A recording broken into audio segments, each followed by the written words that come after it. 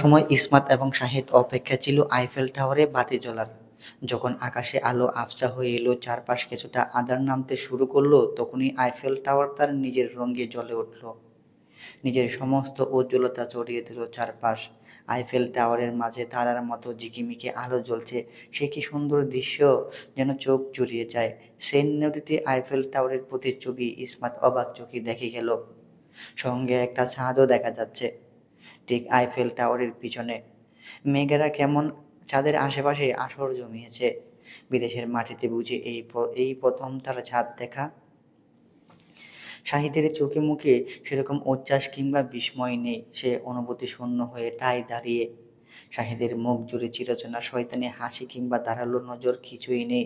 যেন আইফেল টাওয়ারটাকে সে আগেও বহুবার দেখেছে, অথচ এইবারই প্রথম।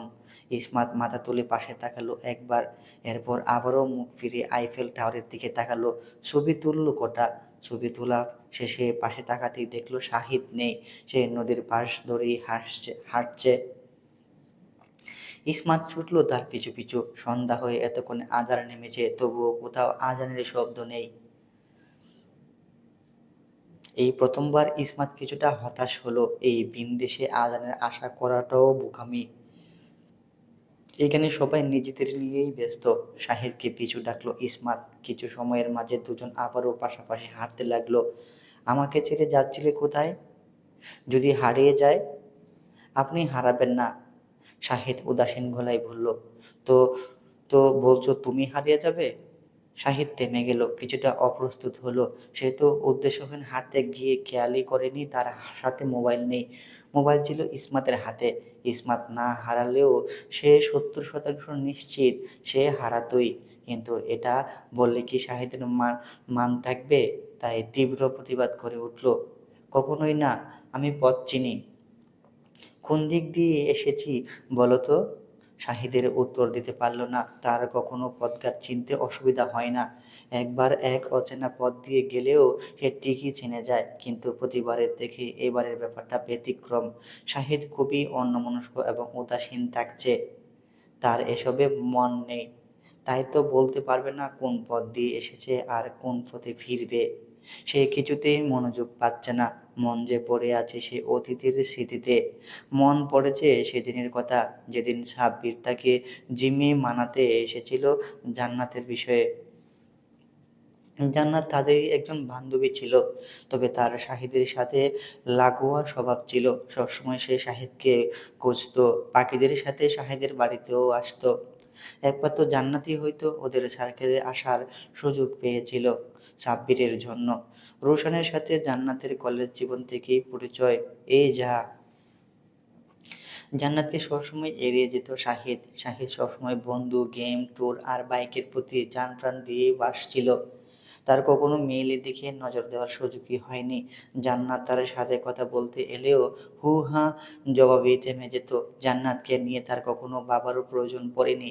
কিন্তু জান্নাত তার এই হু হাতে কখনোই সন্তুষ্ট ছিল না। সে সর্বদা উন্মাদের মতো চেয়েছে শাহিদের অ্যাটেনশন। এর জন্য তার চেষ্টাও ছিল সর্বোচ্চ। তবে বিশেষ লাভ হয়নি। এরকম চলতে চলতে শাহিদের গোপনে বিয়ে হয়ে গেল। এই বিয়ের ট্রমাই ছিল তার বহুদিনের। মাসখানেকের মতো তো স্বাভাবিকই হতে পারেনি। দিনরাত অনলাইন গেম মজেছিল। নীরবে নীরবে গেমের লেভেল বাড়িয়ে বাড়িয়েই যেন রাগ ঝাড়ছিল। এই কটা দিন বাইরে কোনো খোঁজই ছিল না। বন্ধুরা কতবার জিজ্ঞাসা করেছে, কিন্তু শাহিদ এই বিষয়ে মুখ খোলেনি। এরপর ইসমাতকে নিয়ে সে আলাদা হলো। দুজন দুজনার জীবন নিয়ে ব্যস্ত হয়ে পড়ে। বিয়ের ব্যাপারটা লুকিয়ে কয়েক মাসের মাথাতেই শাহিদের কানে বাসা বাসা কিছু গুজব এলো। সে গুজবে কখনোই কান দেয় না, যতক্ষণে না যতক্ষণ না শুনে জান্নাত চড়াচ্ছে যে তার আর জান্নাতের মধ্যে খুব ক্লোজ রিলেশনশিপ আছে। তাদের মধ্যে খুবই রসালো সম্পর্ক। জান্নাত নিজে বিভিন্ন গিফট কিনে সেসব সেসব ইনস্টাতে দিয়ে দিত। শাহিদ তাকে সেসব দিয়েছে। এসব শাহিদের চোখে ধরা পড়তে খুব বেশি সময় লাগলো না। সে চেয়েছিল বিষয়টা নিয়ে নীরব থাকতে, কান দিতে চায়নি। কিন্তু সে যত সময় গেছে তত ঠার পায় এসব নিয়ে তার ভিতরে ভীষণ অস্থিরতা কাজ করছে। রাগটাও কেমন নিয়ন্ত্রণ হচ্ছে না। সে দেরি না করে সেই রাত 12টার রোশনের বাড়ি ডাকে তাকে। জান্নাত তো হাসতে হাসতেই চলে আসে, ভেবে নেয় এবার বুঝি শাহিদ তাকে মেনে নেবে। আজ তো সে সরাসরি প্রপোজও করে ফেলবে। কিন্তু না, তা হলো না। জান্নাতকে প্রস্তুত দিতে জান্নাতকে প্রস্তাব দিতেই সাথে সাথে এক শক্ত চোরে জান্নাত মেঝেতে পড়ে গেল। শাহিদের রাগ বরাবরই প্রচণ্ড। রাগে নিয়ন্ত্রণহীন হওয়া তার জন্য মুশকিলের ছিল তখন। ইসমাতের সাথে বিয়ের ব্যাপারটাই ছিল আরও আপসেট। সেখানে জান্নাত কোন সাহসে এত বড় মিথ্যা বলে যাচ্ছে দিনের পর দিন। শাহিদ মিথ্যা জিনিসটা বড্ড অপছন্দ করে। সে এক বিশ্রী গালি দিয়ে জান্নাতকে সাবধান করে। সে যা যা ছড়িয়েছে সেসব যেন জান্নাত নিজে থেকে সমাধান করে। ভুল করেও যেন তাদের চার বন্ধুর দ্বারে ঘেঁষার চেষ্টা না করে। আর তার বন্ধুদেরকেও সাবধান করে, যদি কেউ এই মেয়ের সাথে যোগাযোগ রাখে তাহলে যেন তারা শাহিদের সাথে বন্ধুত্ব ভুলে যায়। মেয়েলি ব্যাপারে সেদিনই প্রথম সবাই শাহিদকে এতটা রাগতে দেখেছিল। শাহিদ নিজের বিয়ের রাগ নাকি অন্য কিছু, সেদিন সব একসাথে ঝেড়ে দিয়েছিল। জান্নাতের মতো মেয়েদের জন্য জমে যায় তীব্র ঘৃণা। জান্নাত তার পা ধরেও কোনো সুরাহা করতে পারেনি, উল্টো শাহিদের রাগের তুপে পড়ে যায়। ওদের কাছে এই বিষয়টা খুবই স্বাভাবিক মনে হচ্ছিল। এত ক্ষুদ্র বিষয়ে রাগ করার কি আছে? তাই তো শাহিদের হুমকি কেউ অত গুরুতর চোখে দেখত না। সাব্বিরও তাই। দূরত্ব রেখে ঠিকই, তবে জান্নাতের সাথে তাদের প্রায়ই কথা হতো। জান্নাত ওদের কাছে খুব অনুরোধ করেছে যেন শাহিদকে বোঝায়, সে তো ভালোবেসেই এমনটা করে ফেলেছে। কিন্তু বন্ধুরা বুঝেও বিশেষ লাভ হয়নি, উল্টো ওরাও গরম লাভার মুখে পড়েছিল। কিন্তু সাব্বির যখন বুঝতে পারলো জান্নাতের ব্যাপারটা শাহিদের মনে ঠিক কী প্রভাব ফেলেছে, এরপর থেকে সেও সবাইকে বারণ করেছে জান্নাতের সাথে যেন যোগাযোগ না করে। এই বিষয়ে যে মানুষটা শাহিদকে সবার আগে বুঝেছিল, আফসোস এখন সেই মানুষটা নেই। বাস্তবে ফিরল, শাহিদের জুতোয় নদীর পানি ঝাপটে পড়েছে। সবেই একটা রিভার ক্রুজ গেল। ইসমাত যেন দেখে মুখ টিপে হাসলো। আহারে, ভাবনায় এত ব্যস্ত ছিল যে নদীর এত কাছে চলে গেছে। শুকর করো শুধু জুতোই ভিজেছে। আমি তো ভাবলাম ডুব ডুব দিবে। শাহিদ গরম চোখে তাকালো ইসমাতের দিকে, কিরমির গলায় বলল, মজা নিচ্ছেন? হঠাৎই ঠান্ডা বাতাস ছুঁয়ে দিল ইসমাতকে। সে জ্যাকেট আনেনি, কোনো রকম টপস আর জিন্স পরেই বেরিয়েছে। দুহাতে বাহু ঘেঁষে বলল, নিলাম না হয় একটু। ইসমাত দেখল রিভার ক্রুজের জন্য লাইন বড়। এছাড়া তাদের বাড়িওয়ালিও বলেছিল যেন বাটা পড়লে রিভার ক্রুজে না চড়ে। এই জন্য এই জন্য সে ভাবনা ইসমাতের মাথায় আনল না। কিছুদিন বাদেই শাবাব এলো। সে ইচ্ছাকৃত দেরি করে এসেছে। তার বসের নির্দেশ, যতটা সম্ভব ইসমাত আর শাহিদকে একাকী রাখতে হবে। শাবাব এ বিষয়ে বিশেষ কিছু জিজ্ঞাসা করার প্রয়োজন বোধ করেনি। তার কৌতূহল হলেও দমিয়ে রেখেছে। তার চাকরি আগে। বসের জন্য ফ্রান্সে এত আরামের সুযোগ পাচ্ছে সে। সরি স্যার, একটু দেরি হয়ে গেল। ইসমাত মুহূর্তেই কথা ঘুরালো। ভালো ভালো ট্রিট ফুড সাজেস্ট করবেন তো? নিয়ে যান আমাদের। শাহিদ বলল, আনহেলদি। ইসমাত ফোড়ন কেটে বলল, এটা বাংলাদেশ না। শাহিদ যেতে চাইল না। ভেজা জুতো বদলাতে চাইল। ভীষণ বিরক্ত সে। শালার জুতো ভেজার আর সময় হলো না। শাবাব দুজনের ঝগড়ার মাঝে এই এই টুনকুন হয়ে গেল। টুকটাক বুঝতে পারছে বস কেন ওদের দুজনকে একা সময় দেওয়ার কথা বলেছে। ইসমাতের নজর কেন যেন আইফেল টাওয়ারের দিকে কাটছিলই না। দিনের থেকে রাতের সৌন্দর্য যেন বহুগুণ। কিন্তু কিছু করার নেই, তাদের যেতে হচ্ছে একটা ব্র্যান্ডে। সেখানে থেকে মূলত শাহিদ তার জুতো নেবে। শাহিদের সাথে এবারই বুঝি ইসমাতের প্রথম শপিংয়ে আসা। সে দেখলো এই ছেলের সকলে কুতকুত। কত ধরনের জুতা যে সে ট্রায়াল দিল। শুধু ট্রায়ালই সীমাবদ্ধ রইল না, আয়নায় নিজে ঘুরে ফিরে দেখল। ইসমাত নাক কুঁচকে এই ছেলের কর্মকাণ্ড দেখছে। এই ছেলে কি মেয়ে! চয়েজের ক্ষেত্রে কোনো ছেলে এত দোনামোনা করে? বাপের জন্য কোনো ছেলেকে সে এত নাটক করতে দেখেনি। অবশ্য এই বিষয়ে সে বিশেষ কিছু বলতেও পারল না। শাহিদের ড্রেসিং সেন্স ভালো, এটা সে অস্বীকার করতেও পারে না। মেয়েদের মতো এত নাটকের কি আছে? একটা নিয়ে নাও না। শাহিদ আয়নায় ইসমাতকে দেখে বলল, আর ইউ জেলাস ইসমাত? আমার জুতো আমি দেখে শুনে সিলেক্ট করব। ইসমাত মুখ বাঁকালো, আর কিছু বলল না। জুতো কেনার কথা ছিল এক জোড়া। শাবাবের হাতে একটা শাবাবের হাতে এখন ৩টা শপিং ব্যাগ। নতুন এক জোড়া তার পায়ে। কিছুক্ষণ আগে জুতোটা সে ডাস্টবিনে ফেলেছে। এটা খুবই দৃষ্টিকটু লেগেছে ইসমাতের। জুতোটা নতুন ছিল। So what? এভাবে ওয়ান টাইম ইউজ করে কি মানুষ ফেলে নাকি? এভাবে ওয়ান টাইম ইউজ করে মানুষও ফেলো নাকি? ইসমাতের এহেন কথায় শাহিদ থমকে দাঁড়ালো। কিছু কিছু যেন ভাবছে সে। সময় নিয়ে ইসমাতের দিকে তাকালো, দৃঢ় গলায় বলল, না ফেলি না, তবে হারাই মানুষ। বলেই শাহিদ লম্বা লম্বা পায়ে হাঁটতে শুরু করলো। ইসমাত হিল পরে শাহিদের হাঁটার গতির সাথে পারল না। শীত শীতও করছে তার বেশ। কেন যে জ্যাকেটটা ফেলে চলে এলো? শাহিদ কিভাবে দাঁড়ালো, পিছু ঘুরে চাইলো ইসমাতের দিকে। এই রাস্তাটা খুবই ব্যস্ত, কেউ কারোর দিকে তাকাচ্ছে না। নিজেদের মধ্যে তারা হাঁটা চলায় মনোযোগী। বিদেশিরা খুব একটা সময় অপচয় করতে পছন্দ করে না, তাই কেউ কারোর দিকে ফিরে তাকায়ও না। শাহিদ অনেকক্ষণ ধরেই লক্ষ্য করছে ইসমাত শীতে কাঁপছে, মিয়েই যাচ্ছে।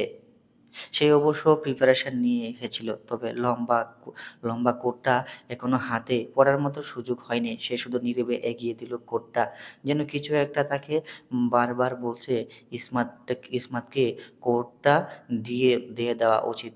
এটা বিবেক নাকি কি বলে কে জানে। আগে কখনো কারোর প্রতি এরকম কিছু মনে হয়নি। সাব্বির চলে যাওয়ার পরই হয়তো শাহিদের এই সত্তাটা প্রকাশ পাচ্ছে। কোট এগিয়ে দিলেও শাহিদ মুখে কিছু বলল না। ইসমাত অবাক হয়ে দেখল, একবার শাহিদকে তো উম, একবার কোটটাকে। বিস্ময় কাটছে না যেন তার। নিবেন নাকি হাঁটবেন? Choose one. ইসমাত নীরবে কোটটা নিল, গায়ে জড়ালো। ঘোরের মাঝেই হেঁটে যায় প্যারিসের ব্যস্ত রাস্তা দিয়ে। আজ সাইকোলজিস্ট এসেছিল ঠিক লাঞ্চ টাইমে। ঠিক, কিন্তু শাহিদ গিয়েছিল অত্যন্ত রেগে। সে পই পই করে নিষেধ করেছে যেন কোনো প্রকার সাইকোলজিস্ট তার সামনে না আসে। সে ডিস্টার্ব হলেও পাগল না। এই প্রভাবটা খুব বাজেভাবেই পড়ল শাহিদের উপর। সে সারাদিন চেঁচামেচি করলো ইসমাতের সাথে। ইসমাত তাকে বিভিন্নভাবে বোঝানোর চেষ্টা করেও বিশেষ লাভ হয়নি। ইসমাত টের পায় শাহিদ ঠিক নেই, তার ঠিক থাকার কথাও না। এটা শাহিদের জন্য খুবই সংবেদনশীল দুর্ঘটনা। তার মতো মানুষের ট্রমা হয়ে যাওয়ার নিশ্চয়তা দেশের ডাক্তাররাই দিয়েছিল। আজকের তীক্ষ্ণ ব্যবহারও সেই প্রমাণই দেয়। এ নিয়ে ওদের মাঝে ঝগড়া হলো। ঝগড়ার এক পর্যায়ে শাহিদ হাতের কাছে ফুলের টব ভেঙে ঘুরিয়ে দিয়ে রাগে ফুসফুস করতে করতে রুম থেকে গিয়ে দরজা লক করে দিল। ইসমাত অনেকবার ডেকেও শাহিদের সাড়া পায়নি। ঘটনা আবার খুবই মনোযোগ দিয়ে পর্যবেক্ষণ করেছে সাইকোলজিস্ট মিস্টার হেরেন। দেখলেন, ভাষা না বুঝলেও ওনাদের দক্ষ চোখ দ্বারাই তিনি সবটা বুঝে নিলেন। ইসমাতকে এক ইসমাতকে তিনি এক পাশে ডাকলেন, খুবই শান্ত গলায় বোঝানোর ভঙ্গিতে বললেন, ওনাকে আরো একটু সময় দিন। যতটুকু বুঝলাম ওনার ব্যাপারটা গুরুতর। এই ধরনের মানসিক রোগীরা কাউন্সেলিংয়ের কথা শুনেই খুব হাইপার হয়ে যায়। এটা এটা ওনার জন্য আরো বিপজ্জনক। তাকে ঠান্ডা মাথায় আরেকটু বোঝার চেষ্টা করুন, জোর করবেন না। আমি মিস্টার শাহবাবকে আগামী অ্যাপয়েন্টমেন্ট দিয়ে রাখবো, তার আগে ওনাকে সামলে নিন। বর্তমানে ওনার যেটা প্রয়োজন সেটা হচ্ছে সঙ্গ। Partner just like you. যে সে যতই তিনি একা থাকতে চান না কেন, আমি বোধহয় তার ডিসটমস গুলা ধরতে পারছি সিমটমস গুলা ধরতে পারছি। ঠিকঠাক কাউন্সিল করতে পারলে ঠিক হয়ে যাবে। বিদেশি হওয়ায় তিনি সঠিকভাবে শাবাবের নামটা উচ্চারণ করতে পারেননি। ইসমাত দীর্ঘশ্বাস লুকিয়ে বলল, থ্যাঙ্কস মিস্টার হ্যারেন, মাই প্লেজার। চেষ্টা করবেন ওনাকে মেন্টালি ফোর্স না করতে। Good bye for now. Psychologist খালি হাতে ফিরেই গেলেন। ইসমাত ঘন্টাখানেক বসে থাকলো শাহিদের অপেক্ষায়। যখন সে বেরোলো না, সে চলে গেল শাবাবের সাথে ব্যবসার কাজে। একটু তো শাহিদকে সময় দেওয়াই যায়। মেয়েদের বলে গেল তাকে আপডেট জানাতে। ইসমাত ফিরল রাতে এসেই থমকে গেল। শাহিদ ঘরের দরজা খুলেছে। এখন সে টেরেসে বসে আছে, তার মাথার টেবিলের হাতের উপর।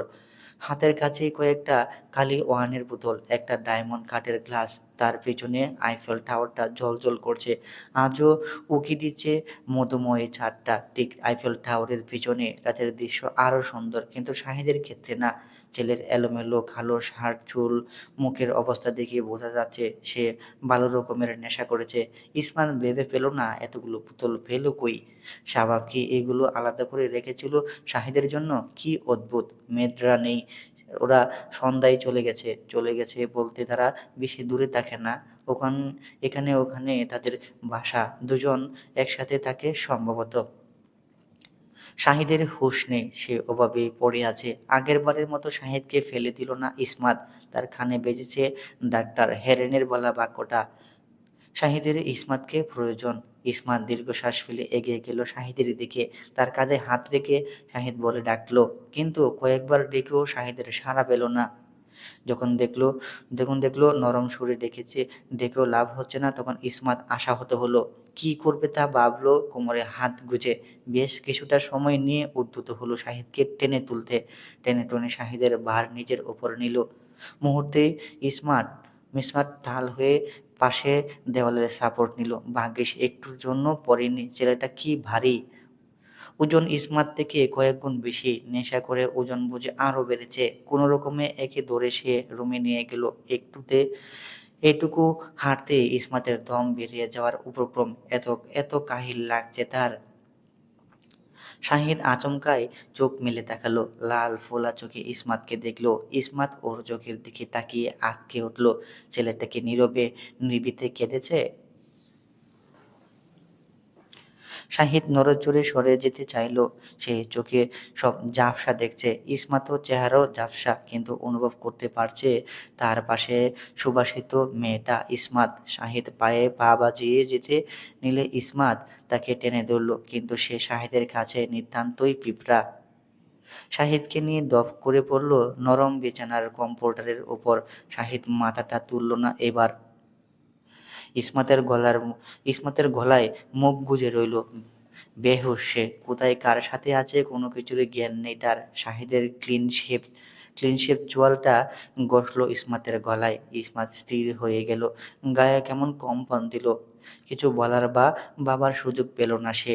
মুহূর্তে শাহিদের ঠোঁট জোড়া তার গলায় উষ্ণ ছোঁয়া দিতে লাগলো। মিনমিন করে অস্পষ্ট সুরে আওড়াচ্ছে, vanilla smell, ice cream, so yummy. Ismat চেঁচালো, শাহিদ কি হচ্ছে, ছাড়ো! What the hell! শাহিদের কান অব্দি সেই বাধা পৌঁছালো না, এমনকি তাকে টেনেও দূরে সরানো যাচ্ছে না। আইসক্রিম ভেবে শাহিদ শাহিদ কালার বনের কাছটায় এক কামড় দিয়ে বসলো। মুহূর্তে ইসমাতের গায়ে কেমন বিদ্যুৎ খেলে গেল। সে এক প্রকার আঁতকে উঠে এক শক্ত চড় দিয়ে বসলো শাহিদের গালে। শাহিদ এতকিতেই কেমন ছিটকে পড়ল বিছানার অন্য পাশে। নড়াচড়া ছাড়া ওভাবেই ঘুমিয়ে পড়ল ইসমাত। সে অবস্থায় কালার বোনের হাত গুজে আতঙ্কিত হয়ে স্থির হয়ে বসে রইল। বুক কাঁপছে তার। এই ধরনের পরিস্থিতিতে ঠিক কী ধরনের রিয়াকশন দিতে হয় তা জানা নেই। এই পরিস্থিতি তার জন্য নতুন। শাহিদের এই অবস্থা খুবই শোচনীয়। সে হতভম্ব চোখে শাহিদের গালটা দেখল। ৩ আঙ্গুলের লাল ছাপ পড়েছে ফর্সা গালটায়, কিন্তু বান্দার হুঁশ নেই। সকাল থেকে তিরিক্কি মেজাজ বসা শাহিদ। গালে ৩ আঙ্গুলের ছাপ, সে নিশ্চিত মাথা ঠান্ডা করে রাখবে না। ফোলার ফোলা চোখে যখন বাথরুমের আয়নায় দাগগুলো দেখেছিল, সে ঠিকই ভড়কে গিয়েছিল। অ্যালকোহলের প্রভাবে ধরে যাওয়া মাথা বাসা বাসা স্মৃতি মনে পড়েছিল সেই সময়ে। এক বিষয়ে সে রাগ ঝাড়বে, সে ফুসরত মিলছে না। তার থেকেও কয়েক গুণ বেশি রেগে আছে ইসমাত। সকাল থেকে কেমন ধূপ ধাপ শব্দ করে যাচ্ছে পুরো ঘর জুড়ে। যেন বাপ পুষে রাখা নিজের নিজের পুষে রাখা মাথা ঠান্ডা করার ব্যর্থ চেষ্টা করে যাচ্ছে, যার ফলস্বরূপ রাগ ঝেড়ে ফেলেছে জড় বস্তুগুলোর উপর। যেটাই ধরছে সেটাই শব্দ করে সারাচ্ছে কিংবা রাখছে। সেই প্রতিটা জড়বস্তুর উপর যেন শাহিদের কল্পনা করে নিজের ক্রোধ ঝাড়ছে। ইসমাত অবশ্য রাগটা শাহিদের ওপর নয়, তার নিজের ওপর। সে কি টিনেজের কোনো বাচ্চা? তার কেন গতকাল এমন বিভিন্ন অনুভূতি হয়েছিল? কেন তাকে কিশোরদের মতো লজ্জায় ধরেছে? তার কি এখন লজ্জা পাওয়ার বয়স? সে কেন শাহিদের ছোঁয়া এক এক ফোঁটাও সহ্য করতে পারেনি? কেন তার গা অমন অবশ হয়ে গিয়েছিল কম্পনে? গতরাতের প্রভাবে সে সারা রাত দু চোখের পাতা এক করতে পারেনি। অদ্ভুত সময় খেয়াল মজে অদ্ভুত সব খেয়ালে মজে ছিল তার মস্তিষ্ক। তা নিয়েও সে বেশ নিজেকে ধিক্কার দিচ্ছে। তার রাগের কারণ আরও একটা আছে। শাহেদের অতিমাত্রায় হাবিজাবি গেলাটা। বান্দা কী পরিমাণে খেলেও নেশার বোধ হতে পারে। ভাবতে এবার প্লেটটা শব্দ করে রাখল কিচেনের কাউন্টারে। কিন্তু প্লেটটা তার রাগের ভার সহ্য করতে পারল না। দ্বিগুণ শব্দে আরও সেটা ভেঙে গেল। সেই শব্দ শুনে শাহেদ ছুটে এলো। দুজন মেয়ের চোখের কপালে ফুলে ম্যাডামের কর্মকাণ্ড দেখছে। শাহিদ দেখল ইসমাতের হাত পায়ের কাছে প্লেট ভেঙে পড়ে আছে, কিন্তু ইসমাতের কোনো প্রকার নড়চড় নেই। সে একইভাবে লাঞ্চ বানাতে ব্যস্ত। চুলোর তরকারিতে তখনও খুন্তি নাড়ছে সে। শাহিদ ইসমাতের দিকে এগিয়ে চাপা গলায় বলল, কি শুরু করেছেন আপনি সকাল থেকে? ইসমাতের ব্যস্ত হাত থামল। সে তাকালো মেয়েদের দিকে। ইশারা করতেই ওরা চলে গেল। শাহিদ শাহিদ ইসমাতের এড়িয়ে যাওয়া লক্ষ্য করে এবার রাগ সংবরণ করতে পারল না। ইসমাতের কবজি টেনে ধরল। ইসমাত রাগী থেকে তাকালো। সমস্যা কি? কিছু জিজ্ঞাসা করেছি? তা জেনে আমি কি করব? হাত ছাড়ো। শাহিদ হাত আরও টেনে ধরল। ইসমাতকে একই স্থানে দাঁড়ালো। ইসমাত অনুভব করল শাহিদ এবার শক্ত শক্তি প্রয়োগ করছে। এখন সে আর নড়তে পারে না তা বুঝলো। এজন্য শক্তি অপচয় করলো না। বিহেভ বিহেভ ইসমাত, আপনি আমাকে চড় দিয়েছেন কেন? আপনার সাহস দেখে আমি অবাক হচ্ছি। ইসমাত গরম চোখে তাকিয়ে বলল, বেশ করেছি দিয়েছি। তুমি যা করেছো, ইউ ডিজার্ভ ইট। শাহিদ মুখ চোখ বিকৃত করে তাকালো ইসমাতের। তার কাঁধের থেকে স্কার্ফটা সরালো। মুহূর্তে কলা বনের জ্বলজ্বল করে উঠল তার দাগ। সেই দাগ দেখে কিছুটা অপ্রস্তুত হয়, কিন্তু অদ্ভুত ব্যাপার হচ্ছে এটা দেখেও নিজের প্রতি তার রাগ আসছে না। শাহিদ ভ্রু কুঁচকে বলল, সো হোয়াট, দিতেই পারি। ইসমাত হতভম্ব হলো শাহিদের দায়সারা গলা শুনে। Are you kidding me Shahid? আপনি আমার ওয়াইফ হন, দিতেই পারি। তাই বলে আপনি আমাকে চড় দেবেন? এটা কেমন ম্যানার্স? জানেন মেয়েরা দাগ দেখে কেমন হাসছে?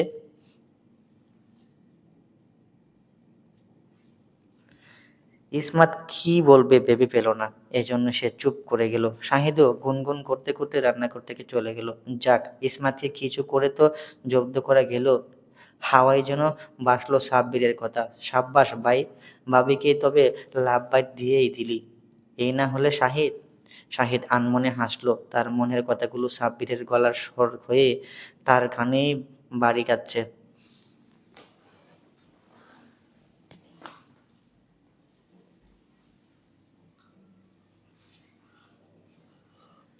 শাহিদ যখন লাঞ্চ করতে বসে তখন সে চমকে যায় যখন দেখে ডক্টর হ্যারেনও তাদের সাথে লাঞ্চের টেবিলে বসেছে। শাহিদ নিজের খাবার বলে এই ভদ্রলোকের দিকে তাকিয়ে। সে যতদূর জানে এই ধরনের সাইকোলজিস্টদের অ্যাপয়েন্টমেন্টের সহজে পাওয়া যায় না। তাহলে আজই আবার কি করে এলো? শাহিদ গরম চোখে ইসমাতের দিকে তাকালো। তবে আজ আর ইসমাতের চোখে অসহায়ত্ব নেই। শাহিদ টের পেল আজকে ইসমাত খুব জেদ ধরেছে। শাহেদের অমন তাকানোর ভঙ্গি দেখে ইসমাত উদাসীন গলায় বলল, তোমার জন্য গতকাল ওনাকে খালি মুখে পাঠিয়েছি, এই জন্য ইনভাইট করেছি। ইনভাইট করেছেন ভালো কথা, আমার মুখের সামনে কেন? ইসমাত এবার উল্টো চোখে রাঙালো। সেটা তোমাকে বলতে বাধ্য নই। আপনি বাধ্য। আপনার সাহস কি করে হলো আবার এই বুড়োটাকে ডাকলেন? ডক্টর হেরেন আর ইসমাত দুজনেই দেখল শাহিদ আবারও হাইপার হয়ে যাচ্ছে। ডক্টর হেরেন মুখের ভঙ্গি দেখেই বুঝলেন শাহিদ তাকে দেখে খুশি নয়, আবারও কেমন হাইপার হয়ে যাচ্ছে। হেরেন হেরেন সাহেব বই পেলেন। তিনি ইসমাতকে বুঝিয়ে আবারও চলে যাওয়ার কথা বলার জন্য প্রস্তুতি নিলেন, কিন্তু ডক্টর হেরেনকে অবাক করে দিয়ে ইসমাত শাহিদের মাথায় চাটি মারল। শাহিদের হাইপারনেস মুহূর্তেই গায়েব।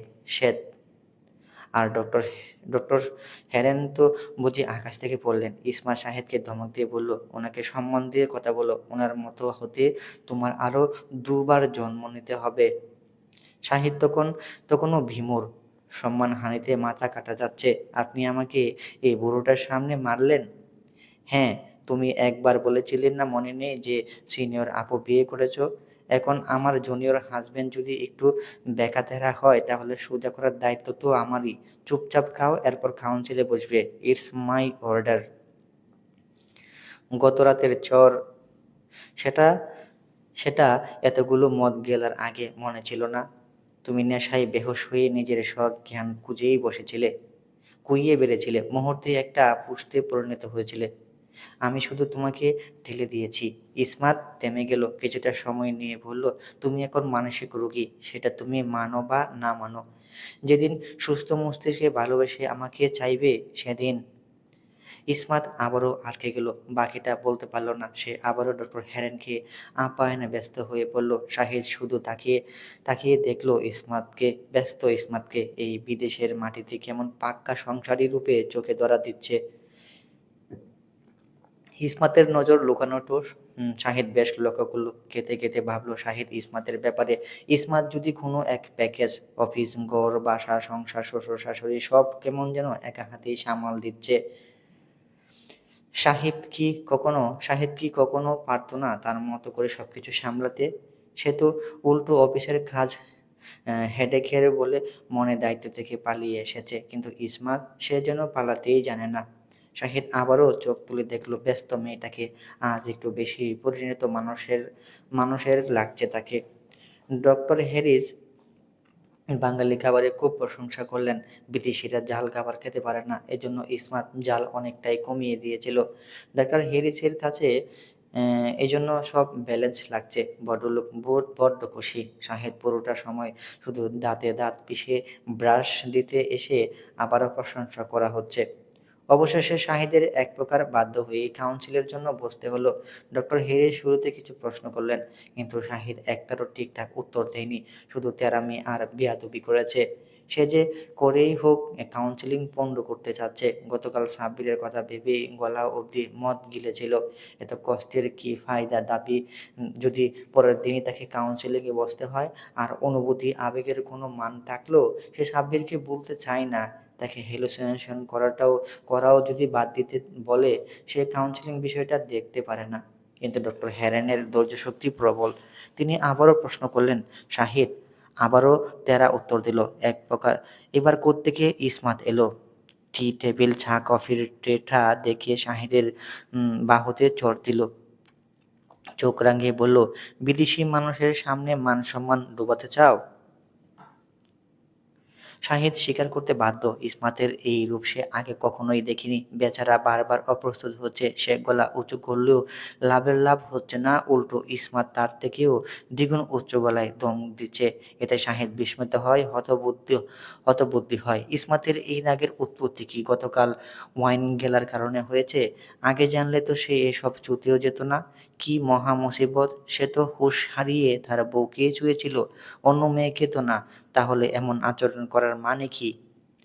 অগত্যা অগত্যা বারমুখে ডক্টর হেরেনের প্রশ্নের উত্তর দেওয়া শুরু করল সে। আগে আকিবকে কত কথা শুনিয়েছে, হাসাহাসি করেছে বলে এই যে সে গার্লফ্রেন্ডের বই পেত, তখন আকিব তাকে অভিশাপ দিত বারবার। সেই অভিশাপ বুঝি লেগে গেল? ডক্টর হেরেন এক পর্যায়ে শাহিদের হ্যালুসিনেশন হয় কিনা এ বিষয়ে প্রশ্ন করল। শাহিদ সঙ্গেই অস্বীকার করল, একদম না। হেরেন কবি তীক্ষ্ণ দৃষ্টিতে শাহিদের দিকে তাকালো। ছেলেটা হঠাৎ কেমন ঘাবড়ে গিয়েছে মনে হলো। সন্দিহান গলাতেই বললেন, আপনি মিথ্যা বলছেন মিস্টার শাহিদ। শাহিদ বিরক্ত হলো। ডক্টর হেরেনও চাইলেন না শুরুতে এত কিছু জানতে। এতে পেশেন্টের উপর বাজে প্রভাব পড়ার সম্ভাবনা আছে। এজন্য আজকের জন্য সময় অল্পই নিলেন। ডক্টর হেরেন যেতেই স্বস্তির নিঃশ্বাস ফেলল শাহিদ। আরেকটুর জন্য বুঝি দম আটকে যেত তার।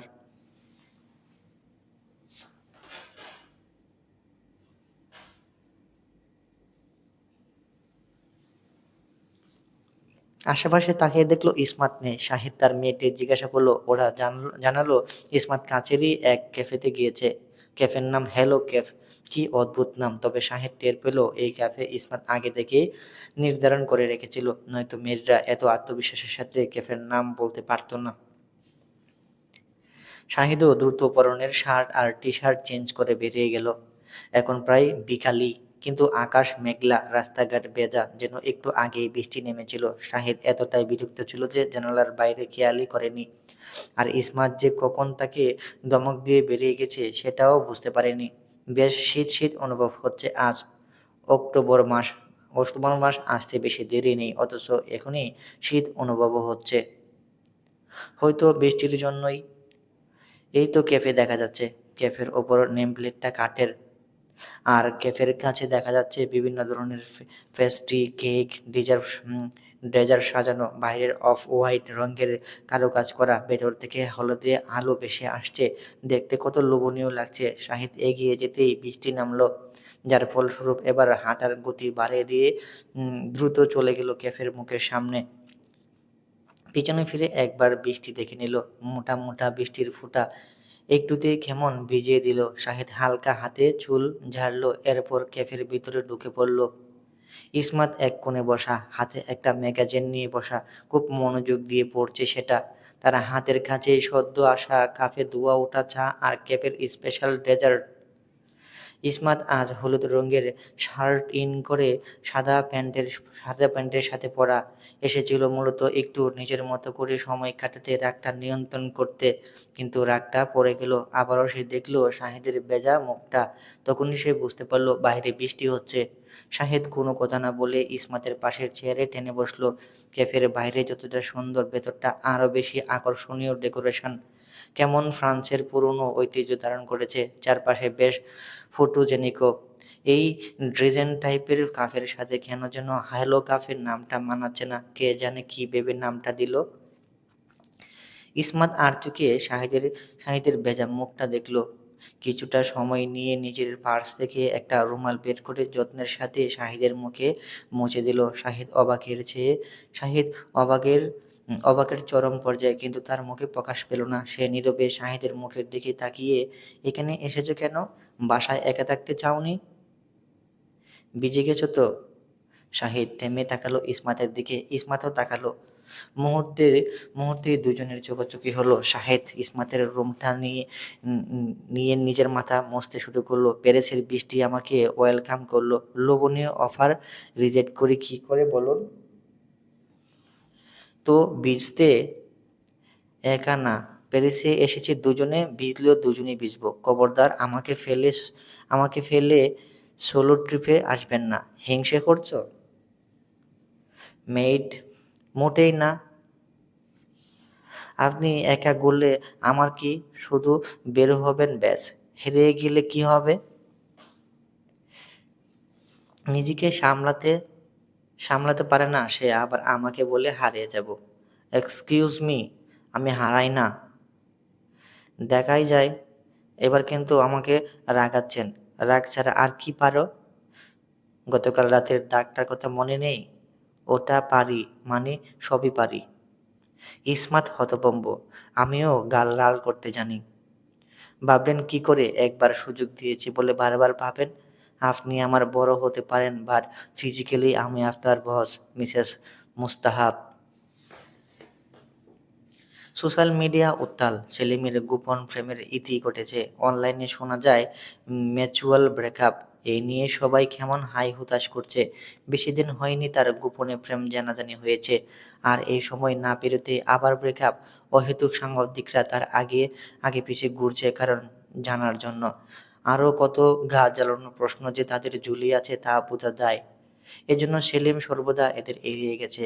নিজের মন মানসিকতার ঠিক নেই, আবার মানুষের কত কৌতূহল। সবই যে ভিউ ব্যবসা সেটা সে জানে। সোশ্যাল মিডিয়ায় সে এখন ট্রেন্ডিং এ আছে কিনা। ব্রেকআপ হয়েছে, অথচ তার অথচ কারোর জন্য কোনো দুঃখের লেশমাত্র নেই। সবই উৎসব করছে সেলিমের ব্রেকআপের কথা শুনে। সেটে ইফরা যখন স্ক্রিপ্ট দেখছিল তখন আর চোখে লক্ষ্য করলো সেলিম একপাশে কপালে হাত চেপে বসা। তার কানের কাছে ম্যানেজার কিছু একটা নিয়ে অবিরত বলে যাচ্ছে। সম্ভবত কোনো শিডিউল নিয়ে কথা হচ্ছে। ইফরা তার নিজের ম্যানেজার আহেরের দিকে তাকালো। সে নীরবে একপাশে দাঁড়িয়ে এক সেটের কর্মচারীর সাথে ফ্লার্ট করছে। সে ছেলে যেখানে যায় সেখানেই কাউকে না কাউকে পটিয়ে ফেলে। এই নিয়ে বেশ বিরক্ত ইফরা।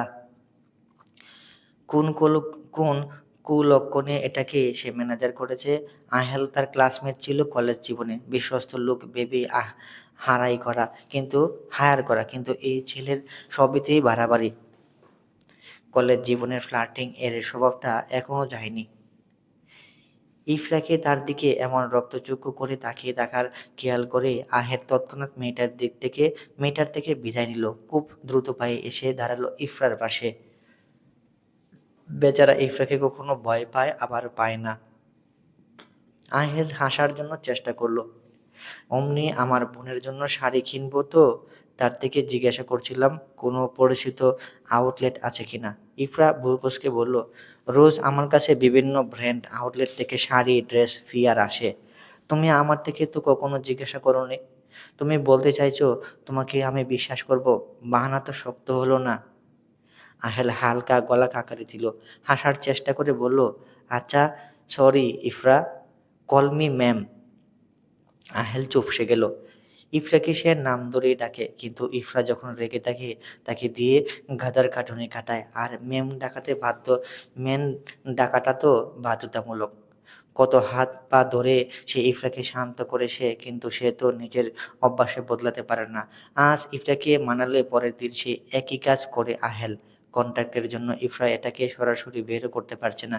ইচ্ছে তো মাথাটা কখন যে ফাটিয়ে দেয়। ইফরার নিজের রাগ সংবরণ করলো। সে কিছুতে তার ঘরের রূপ দেখায় না। সদা হাসিখুশি এবং বিনয়ের হয় সে। ব্যক্তিগত কারণ ছাড়া কাউকে কখনো হাসতে হাসতে অপমান করেনি সে। যাদের করেছে তারা সেই অপমানের যোগ্য। আহেল কথা কাটতে চাইল, নাটকের সুরে বলল, কি লাগবে বলুন ম্যাম, আপনার খেদমতে হাজির। আমি আহের। ইফরা ইশারা করল সেলিম আর তার ম্যানেজারের দিকে। ইশারা যেন যথেষ্ট ছিল। আহেল সঙ্গে সঙ্গে বলতে শুরু করলো, সেলিম ভাইয়ের ব্রেকআপের পর সোশ্যাল মিডিয়া উত্তাল। সেলিম ভাই সম্ভবত ইন্টারভিউ জার্নালিস্টের খাটাতে চাচ্ছে, কিন্তু কিছুতেই হচ্ছে না। রোজ ঘন ঘন কল, ইমেল আসছে ম্যানেজারের কাছে। সবাই তাদের সবাই তাদের চ্যানেলে সেলিম ভাইকে নিতে চায় আর ব্রেকআপ সম্পর্কে জানতে চায়। সেলিম ভাই বলতে আগ্রহী নয়। এদিকে সে ম্যানেজারও দেখা যায় তাকে এসব ইন্টারভিউর জন্য মানানোর চেষ্টা করছে। টাকা পয়সার ব্যাপার তো সেটাই বোঝাচ্ছে। ইফরা ম্যানেজার সেলিমের ম্যানেজারের দিকে তাকালো। বয়স তার 32-33 এর ঘরে। নাম সম্ভবত সুজয়। লোকটা সেলিমের অনুভূতির চাইতে টাকা পয়সা আর ফেমকেই বেশি গুরুত্ব দিচ্ছে। ইফরা মিনমিন করে বলল, হারামি ম্যানেজার।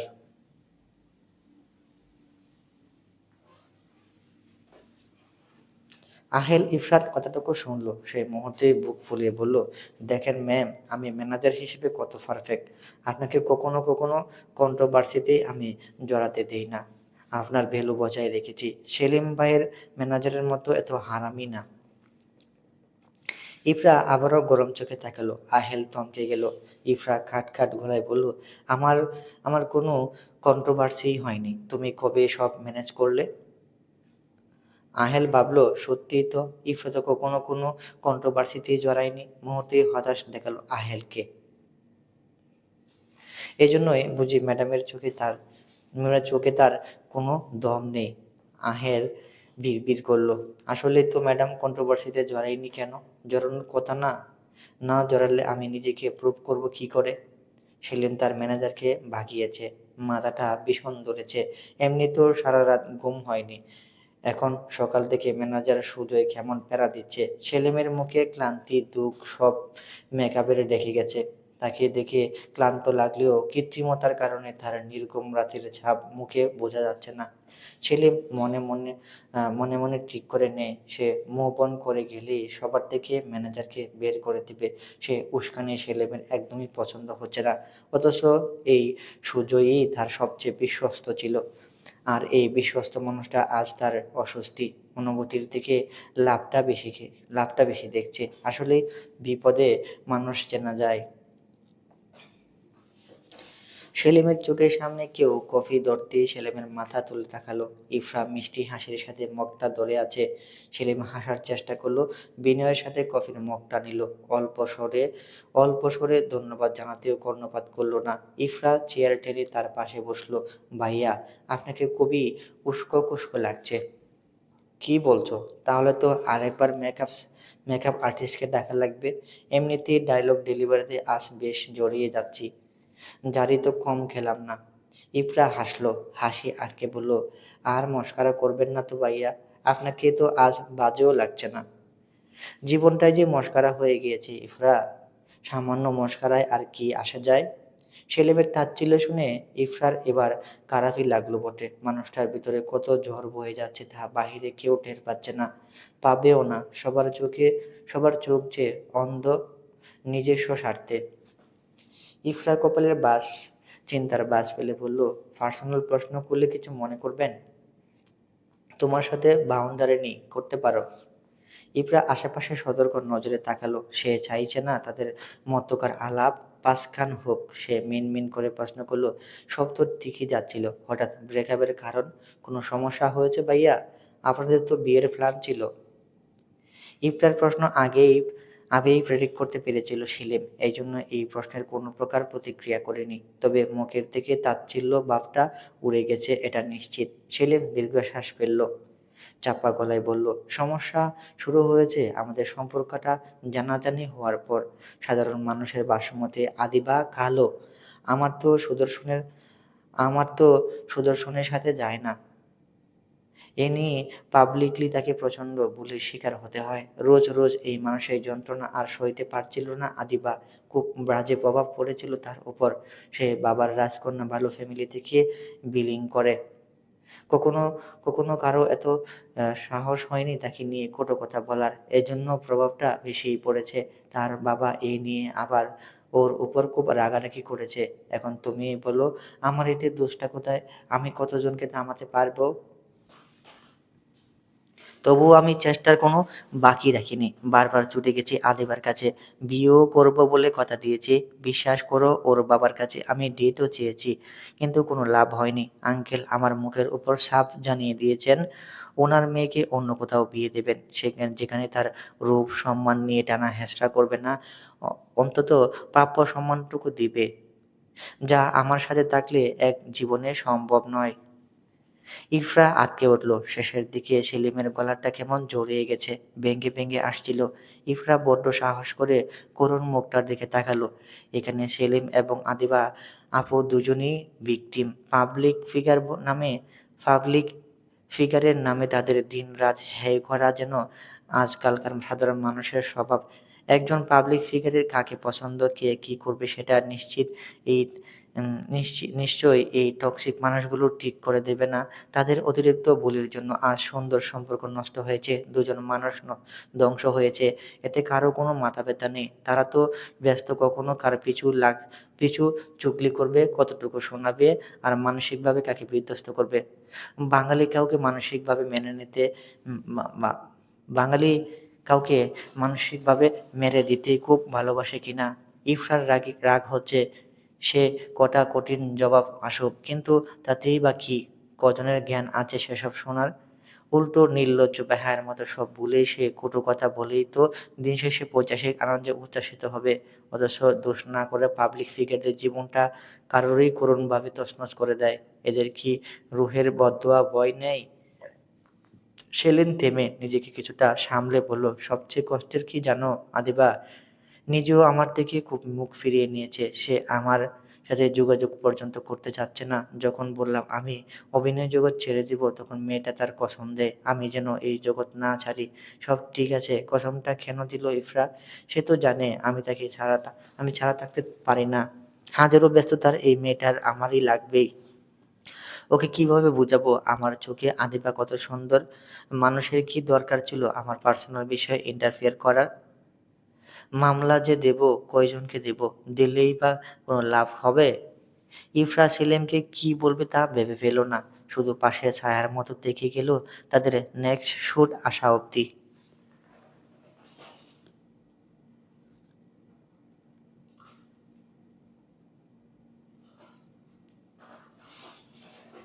প্যারিস সময় সকাল ৯টা।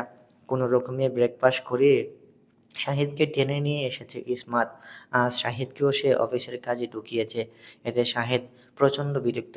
চোখ তার লাল। সারা রাত গেমস খেলে ভোরের দিকেই ঘুমিয়েছিল সে। কিন্তু ইসমাতের জন্য বেশিক্ষণ ঘুম হয়ে যায়নি ঘুমানো যায়নি। একে তো কাউন্সিলের চাপ, তার ওপর ওই বুড়ো সাইকোলজিস্টটা কি কান পড়া দিয়েছে কে জানে। সপ্তাহখানেক ধরে ইসমাত তার পিছুই ছাড়ছে না। সবসময় কি সঙ্গীর প্রয়োজন হয়। ইসমাতকে সে বিরক্ত করে হাতে গোনা কয়েক ঘন্টা। সেখানে পুরো দিনের জাল হুম, জাল তুলে ইসমাত একাই। এটা করা যাবে না, ওটা করা যাবে না। কথায় কথায় মাথায় চাটি মারতেও ছাড়ছে না। এই নিয়ে সে মাকেও কতবার রাগ করে বলেছে, কিন্তু সাহেলা তার এসব কথা হেসে উড়িয়ে দিয়েছে। খুবই বিরক্তিকর সময় চলছে তার। ইসমাতকে তার এই সহ্য হয় আবার হয় না। নিজের ভাবনা মানসিকতা কিছুই যেন নিয়ন্ত্রণে নেই। সব কেমন গুলিয়ে যাচ্ছে। কোথায় একটু একা বসবে, সাব্বিরের সাথে সময় কাটাবে তা না। ওদিকে ওদিকে সাব্বিরকে যখনই দেখে সাব্বিরও তাকে টিজ টিজ করে এইসব বলে যে ইসমাতের প্রেমে পড়েছে, কিন্তু বুঝতে পারছে না এই মানসিক টর্চার মানা যায়। শাহিদ এই বিষয়ে বড্ড দোটানায় আছে। সে কি করে ইসমাতের প্রেমে পড়বে? প্রেমে পড়ার নির্দিষ্ট কারণও তো জানে না। হ্যাঁ, এটা ঠিক মাঝে মধ্যে ইসমাতের যত্নে কিছুটা মিইয়ে যায়। তবে এসব তার ইগোইস্টিক বিবেক মানতে নারাজ সে। বারবার সাব্বিরের টিজে অস্বীকার করা যায়। সাব্বির তো গতকাল রাতেও বলল, তুই ইসমাতের অভ্যাসে পরিণত হয়েছিস। আর কারো অভ্যাস হয়ে যাওয়াটাই প্রেমেরই লক্ষণ শাহিদ। এই অভ্যাসকে তুই মনে প্রাণে আঁকলে রেখেছিস, অস্বীকার করিস না। তখন শাহিদ ভেবে পায় না উত্তর কী দেবে। শুধু দোটানার মাঝেই আটকে রয়। মস্তিষ্ক তখন শূন্য অনুভব হয়। সাব্বির তাকে প্রতিনিয়ত অনুভব করায় শাহিদ কতটা নির্ভরশীল ইসমাতের প্রতি। সবকিছুর খুবই জঘন্যভাবে তাকে মা জঘন্যভাবে তাকে মনে করানো হয়। তাদের আনঅফিসিয়াল অফিসে এসেও শাহিদের বিরক্ত কমল না। সে বেশ রুষ্ট গলায় ইসমাতকে ডাকল, আমি কিন্তু একবারও বলিনি আমি এখানে অফিস করব। শাহিদের কথা না শুনে ইসমাত একগাদা ফাইল তার টেবিলে রাখল। শাহিদ এখানে শিওর শিওর আসলে বসা শাহিদ এখানে শিউর আসনে বসা। ইসমাত ফাইলগুলো দেখে বলল, বাবা বলেছেন আজ থেকে তুমি অফিসে বসবে, যত সম্ভব সময় দিবে এবং তাকে আপডেট করতে থাকবে। বিদেশের মাটিতে বিশ্বাস করার মতো নিজের মানুষের দরকার আছে। ভালোভাবে ফাইলগুলো দেখে নাও। হিসাব, ডিজাইন, প্লেস সবই একে একে আছে। আমি বাধ্য নই আপনার কথা শুনতে। তুমি বাধ্যই। বাবা বলে দিয়েছেন, হিসাব গরমিল করলে সেসব তোমার পকেট মানি থেকে তুলবেন। রেন্টের খরচ থেকে যাবতীয় খরচ বন্ধ করে দিবেন। তুমি তুমি কি চাও? প্যারিসের মতো জায়গায় মানুষের দরজায় দরজায় গিয়ে দাঁড়াবে? তোমার মতো সোনার চামচে বড় হওয়া ছেলের সাথে তা পোষাবে? ভাবনা এবং সিদ্ধান্ত তোমার হাতে। শাহিদের মনে হলো ইসমাত ইসমাত জায়গা মতো তার দিকে পাটকেল ছুঁড়ে বলছে সিদ্ধান্ত নিতে। সোজা বাসায় জুতো মেরে গুরুদান। মুখটা তেতো হয়ে এলো তার। সব যদি তার সিদ্ধান্তই হতো, এত হুমকি আগিয়ে দিল কেন? ইসমাতকে দেখেও মশকারা লাগছে না। সে বরাবরই নিজের কাজের প্রতি বেশ মনোযোগী থাকে। দায়িত্ব কর্তব্যে এক চুলও ছাড় দেওয়ার পাত্রী নয়। তার ডেডিকেশনের প্রশংসা কম শোনেনি শাহিদ। আমি রাস্তায় থাকলে আপনি কি করবেন? আমার তো জব আছে। তোমার কি আছে? আমি তো মানিয়ে নিতেই পারবো। Are you kidding me? I am damn serious.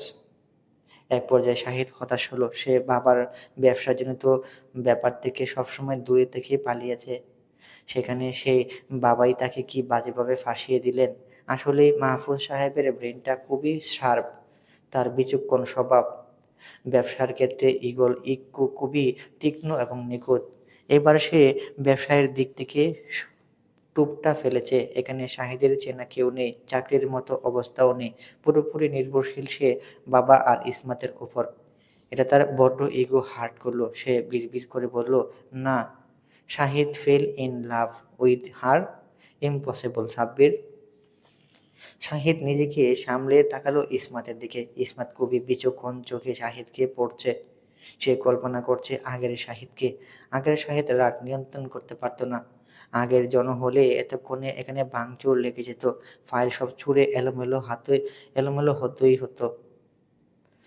কিন্তু আজ এরকম কিছুই না। খুবই সূক্ষ্ম এক পরিবর্তন সে দেখতে পাচ্ছে। এই পরিবর্তনটা অবশ্য আজকের না, সাব্বিরের মৃত্যুর পর থেকে।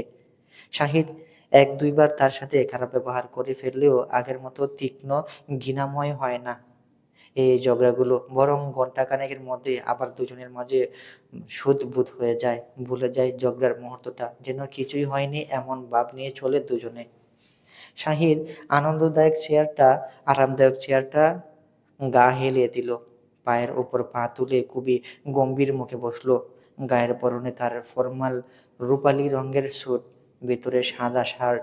সে আঙ্গুলের ভাঁজে সিগারেট নিতে নিতে বলল, এসব করে আমি কি পাবো মিসেস বোল্ট? ইসমাত বিড়বিড় করল। তার এক মুহূর্তের জন্য মনে হচ্ছে শাহিদ তার বস আর সে সামান্য কর্মচারী। ইমেচুরিটিগুলো কোথায় যেন গায়েব হয়ে গেল, নাকি শাহিদ সব আড়াল করে নিল, ঠিক বোঝা যাচ্ছে না। ইসমাত চোখ মুখ শীতল ধীরে সুস্থে জবাব দিল, অফিসটাই তোমার শাহি। Call me sir Mrs. অফিসে আমি আপনার বস, রাইট? ইসমাত আবারও অপ্রস্তুত হলো। শাহিদ তাকে এভাবে শুধু মিসেস ডাকছে কেন? বুকের হৃৎপিণ্ডটা অস্বাভাবিক হয়ে এসেছে। শাহিদের এই ধরনের আচরণ অভাবনীয়। এটা শাহিদের নতুন কোনো চাল কিনা কে জানে। তবুও সে সংযত করল নিজেকে। প্রথমে পেশাদারিত্ব বজায় রেখে বলল, আপনি কি চান স্যার? বলে দিবেন আপনার ফাদার ইন লোকে আমি এখানে আসবো, যাব নিজের ইচ্ছায়, কাজও করব নিজের ইচ্ছায়। আমার এই টাইম ওয়েস্টের জন্য পার মান্থ স্যালারি যেন আমার অ্যাকাউন্টে ঢুকে। ইসমাত তখনও নীরব, মাথা দুলালো। শাহিদকে একটা সুন্দর ভবিষ্যৎ প্রতি বাবা মায়েরই দেওয়াটা প্রতি বাবা মায়েরই ঘাম ঝরানো ইচ্ছা। তার নিশ্চয়ই শাহিদকে না করবেন না, তারা যে এটা চাচ্ছিলেন। শাহিদ জেদের বশে হোক, আপনি অফিসের দায়িত্ব নিতে চাওয়াটা সুখবর। ইসমাত তখন মিথ্যে বলেছিল। শ্বশুরমশাই তাকে অমন কোনো হুমকি দেননি শাহিদের জন্য। শুধুমাত্র ইসমাতকে অনুরোধ করেছিল ছেলেটাকে যেন ঠিকঠাক বুঝে দিয়ে রাজি করাতে পারে। শ্বশুরমশাই অবশ্য শুনেছিলেন ইসমাতের পরিকল্পনা। তা শুনে যে কি হেসেছিলেন ভদ্রলোক। ইসমাতের তখন যেন পরাণ ঠান্ডা হয় এই হাসি শুনে। তার মরহুম বাবার কথা মনে পড়ে যায় বারবার। ইসমাতের বাবা মা কেউ নেই, অথচ শাহিদের থেকেও সে তাদের গুরুত্ব বুঝে না। এটা বহুদিন যাবতই দেখেছে সে, চুপচাপ তত্ত্বাবধানে রেখেছিল। যখন শাহে যখন শাহিদ মৃত্যুর সাথে লড়ছিল, তখনই নিজের প্রতি প্রতিজ্ঞা করে শাহিদকে সে সবকিছুর অনুভব করাবে, তাকে একজন স্ত্রী হয়ে সোজা পথে টেনে আনবে, সে যতই ঝড় আসুক। ইসমাতের সম্মতি দেখে শাহিদ হাসল। সিগারেট ধরাতে গেলে ইসমাত তার মুখের দিকে কেড়ে নিল। এতে অসন্তুষ্ট হলো শাহিদ। ইসমাত তা পরোয়া না করে বলল, এটা office, smoke smoke not allow. My office, my rules Mrs Ismat. আমি স্মোক করব কি করব না সেটা আপনার থেকে নিশ্চয়ই শুনবো না। ইসমাত ভ্রুক্ষেপ করল না, শটান মেরে দাঁড়িয়ে রইল। বিরক্ত হয়ে শাহেদ আবারও মুখ করল, আপনার ফাদার ইন লোকে বলে দিবেন লাভ লোকসান সব আমি বুঝবো। ফাইন্ডিং থেকে শুরু করে সব কিছুর ইনফরমেশনও আমার চাই। ফাইল দেওয়া আছে স্যার, এখানে বসছি আমি, দরকার হলে ডাকবেন। ইসমাত ঘণ্টাখানেক যাবৎ শাহিদের ফাইলের পৃষ্ঠা ওল্টানো দেখছে। শুরু থেকে হম্বিতম্বি করলেও সে মনোযোগী হয়েছে। আগ্রহ নেই, তবুও কপালে কেমন বাজ পড়েছে। ইসমাত চাপা হাসল। এটাই তো চেয়েছিল সে। শাহিদ যতই অস্বীকার করুক তার ব্যবসার প্রতি আগ্রহ নেই, কিন্তু ঘুরে ফিরে সে ব্যবসায়ীদের বংশধর। বাপদাদার রোগে রোগে ব্যবসার প্রতি স্পৃহা, চরম নেশা। সেই সেই রক্ত শাহিদও পেয়েছে। মুখ ফিরিয়ে নেওয়ার এত সহজ? ইসমাত নিজেও এই রক্তের সম্পর্কে বন্দী, এজন্য এটা ডেডিকেশন তার কাজের প্রতি। শাহিদের ক্ষেত্রে তো সে শুধু আন্দাজে ঢিল ছুঁড়েছে, কিন্তু আর অলৌকিকভাবে সত্যি হয়ে যাচ্ছে। ছেলেটা সত্যিই ডুবে গেছে, চোখ এড়াচ্ছে না ভুলগুলো। শাহিদ ইসমাতের দিকে মাথা তুলে তাকাতে ইসমাত এগিয়ে এলো। শাহিদ তার হাতে ফাইলটা ইঙ্গিত করে দিয়ে বলল, এটার এই অবস্থা কেন? ফিনান্সিয়াল ফাইলে এত গ্যাপ কেন? কয়েক লাখ কোটি দেখছি এদিক সেদিক করা। এটার কি এক্সপ্লেন দিবেন মিসেস? আমার পাই টু পাই এক্সপ্লেন চাই। যারা রেসপন্সিবল তাদেরকে ডাকুন। ঠিকঠাক অফিস শুরু হলো না হলো শুরুতেই এত কারসাজি! আনবিলিভেবল! ইসমাত শুকনো চোখে দেখল শাহিদের কার্যকলাপ। বড্ড গুরুতর লাগছে ছেলেটাকে। ইসমাত দেখাতে বলল কোন পয়েন্টে সমস্যা। শাহিদ এক দুটো ভুল করলেও বাকিটা ঠিকঠাক করে দেখিয়ে দিল। ইসমাতের বিচক্ষণ ইন্টারভিউতে শাহিদ পাশ করে গেছে। ইসমাত চরম সন্তুষ্ট। শাহিদের ভ্রু কুঁচকে গেল ইসমাতের মুচকি হাসি দেখে। হোয়াই আর ইউ লাফিং ইসমাত? হাসার মতো কি বলেছি? ওহো, তবে তবে তুমি কাজের হয়ে বেরিয়েছ। ওটা নকল ফাইল ছিল, জাস্ট তোমাকে পরীক্ষা করতে। বলে ইসমাত আরেকটা ফাইল এগিয়ে দিল। ওটাই শাহিদ দেখল সব ঠিকঠাক আছে, কোনো গরমিল নেই। এতেও শাহিদ বিরক্ত হলো। কতগুলো সময় নষ্ট করেছে সে। এটা ফানি না ইসমাত, ফ্রাঙ্ক করলেন আমার সাথে। এই আপনার বিজনেসের প্রতি সিরিয়াসনেস। রিস্ক নেওয়ার আগে পরীক্ষা করে নেওয়া ভালো। অলরেডি লাঞ্চ টাইম হচ্ছে, এখন বাড়ি যাই। আগামীকাল আমাকে তোমার তোমার প্রপার ক্রেজিউল দেবে। কবে আসবে আর আসবে না, কতক্ষণ অফিসে করবে সব বাবাকে তো সেই অনুযায়ী অ্যামাউন্ট পাঠাতে হবে তোমার, রাইট? শাহিদ সরাসরি না করল না, ভেবে চিনতে বলল, হুম। এমন সময় অফিসে শাবাব এলেন। সালাম দিলেন তার নতুন স্যারকে। ইসমাতের সাথে কুশল বিনিময় করলেন। ইসমাতও কেমন সব ভুলে হেসে হেসে কথা বলছে। ব্যাপারটা অপছন্দ হলো শাহিদের। এমন সময়েই সাব্বিরের দেখা পেল সে। সাব্বির একপাশে দাঁড়ানো, হাসছে শাহিদের অবস্থা দেখে। সাব্বির উস্কে দিয়ে বলল, তোর বউ অথচ অন্য বেটার সাথে হেসে হেসে কথা বলছে। কই, তোর সাথে তো এভাবে হাসে না। শাহিদ গম্ভীর হয়ে রইল, উত্তরে কিছুই বলল না। সাব্বির এতে আবারও আশকারা পেয়ে বলল, এবার একটু তো জল বন্ধু, নয়তো তোর বউকে দেখবি তুই ছাড়া সবাই ছুঁয়ে দেওয়ার চেষ্টা করবে। তুই না শাহিদ মুস্তাহাব, তোর জিনিসে হাত দেওয়ার স্পর্ধা কার আছে? সাব্বির এভাবেই তাকে কতভাবে কত কি বলে গেল। এতে যা হওয়ার তাই হলো। শাহিদ আচমকা উঠে দাঁড়ালো। পর পর মুখোমুখি দাঁড়ালো শাবাবের। তার তার দিকে অস্পষ্ট সুরে নজর তাকিয়ে ইসমাত উদ্দেশ্য করে বলল, will you let Ismat? Let's go. Shabab ব্যস্ত হয়ে পড়লেন, স্যার আমি ড্রপ করে। No thanks Ismat. বলেই শাহিদ ইসমাতের হাতটা নিজের হাতের মুঠোয় তুলে নিল। ইসমাত হতভম্ব। হঠাৎ কি হলো এই ছেলের? আগে কখনো যে এমন আচরণ করেনি। শাহিদের এই রূপটা তার বেশ অচেনা। ইসমাতকে নিয়ে সে চলে যাওয়ার দৌড়তে শাবাব পিছু ডাক দিল, স্যার বলা স্যার বলাই তো হয়নি, আগামীকালই আপনাদের আমার বাড়ির দাওয়াত, প্লিজ আসবেন। আমার ওয়াইফ 1 সপ্তাহ ধরে অনেক কিছু আয়োজন করেছে। আমার বাচ্চা ছেলে মেয়েরাও আপনাদের সাথে পরিচিত হতে মুখিয়ে আছে। শাবাবের কথায় শাহিদ থামল। কেন যেন খুব আরাম অনুভব করলো। এমন শান্তি শান্তি অনুভূতিটা শেষ কবে হয়েছিল? শাহিদ পিছে ফিরে সম্মতি জানালো, শিওর, টাইমলি চলে আসবো। শাহিদ যখন ইসমাতকে নিয়ে লিফটে উঠল, ইসমাত আর মাথা চুলে হাত দিতে চাইল, কিন্তু হঠাৎই শাহিদ তার হাতটা কফ করে ধরে ইসমাতের দিকে তাকালো। কেন যেন ইসমাত ভড়কে গেল, মিশে গেল লিফটের কাছের দেওয়ালে। শাহিদও একইভাবে এগিয়ে গেল, ইসমাতকে বন্দি করে ফেলল শাহিদের মধ্যে। আজ বুঝি ইসমাতের অবাক হওয়ার পালা। শাহিদ চিবিয়ে চিবিয়ে বলল, I'm not any child Ismat, don't don't dare to slip my head, not anymore. নয়তো নয়তো আমি চরম অভদ্র হব।